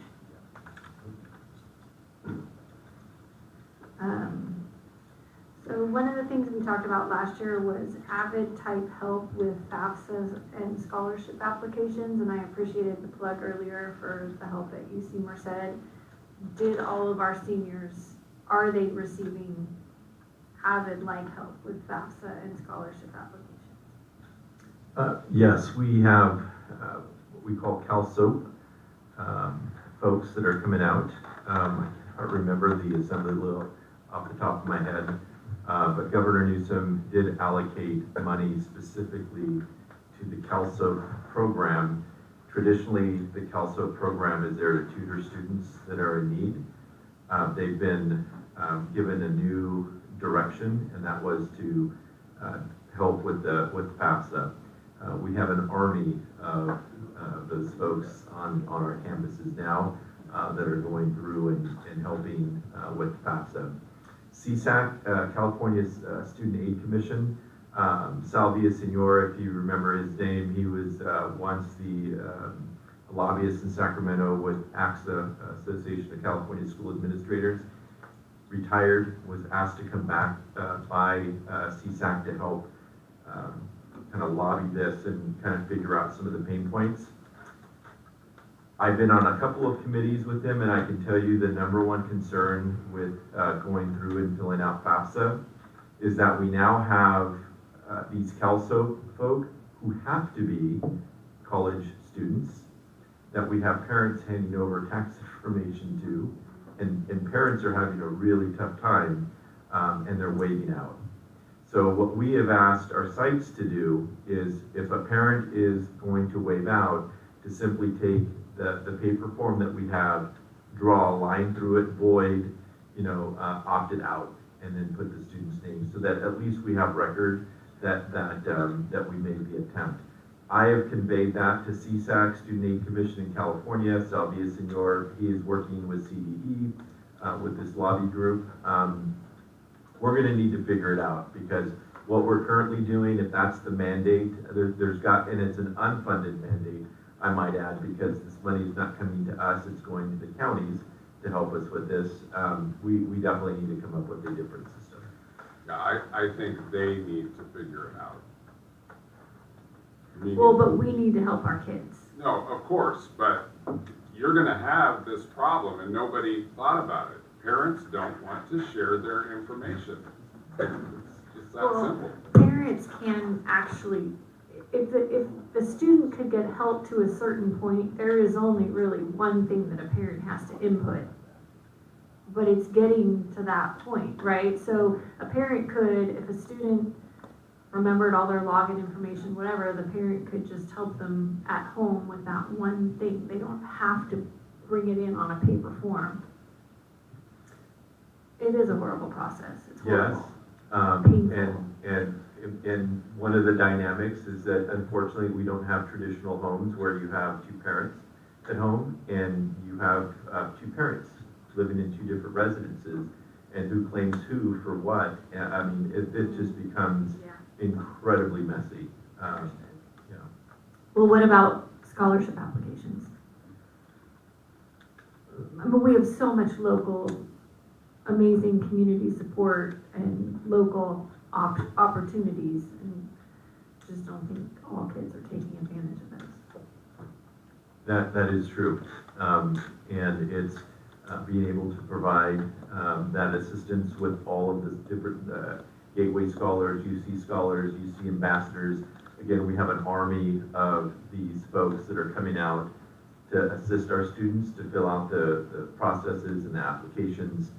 And it's not as simple as you know, signing a name. Students will have to write an essay, they'll have to write, so it's following through and having someone constantly stay on top of them, and that's what we have all of these different ambassador groups through the UC Center for Educational Partnerships helping us with. Okay, we talked last year about maybe seniors in their econ class or their English class, we're gonna get extra support and encouragement there. And that is happening. Yeah. Thank you. I mentioned I got to be a referee at the academic decathlon, and I had for the speed round, and I was at the LCAP table. I'd never been to academic decathlon before, and it was awesome. And Merced Union High School District was represented so well. I loved seeing the Livingston students were doing awesome. LCAP was great. The girls at the end at my table at LCAP kept turning around to see what Merced High was doing, and the fierce rivalry was very much there.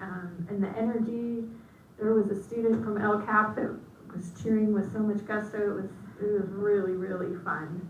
And I would love to know what period of the day each campus offers academic decathlon and how many students are enrolled in those classes. It seems like it really varies. I know at Merced High it's 0 period, and at Golden Valley it was 6th period, and anyway, what's that? LCAP is 0. Yeah, we can get that too. That would be interesting to find out. And then I wanted to end by recognizing Aurora Barbosa. I don't know if all of you knew who she was, but she was a Spanish and French teacher at Merced High School, and then a counselor. She passed away recently, And I happen to know her for years and years and years, but anymore on the obituary, people leave comments, and if you look hers up, it is just student after student after student who are in their 60s and 70s who had her and the difference she made in their life. And I just thought it was really a very special legacy, and I think what everybody here and hopefully across our district hopes to inspire in our students is that you made a difference, you made their life better, you were welcome anytime, and she was a great lady for our community, and she'll be missed. And with that, at 7:58, the meeting is adjourned.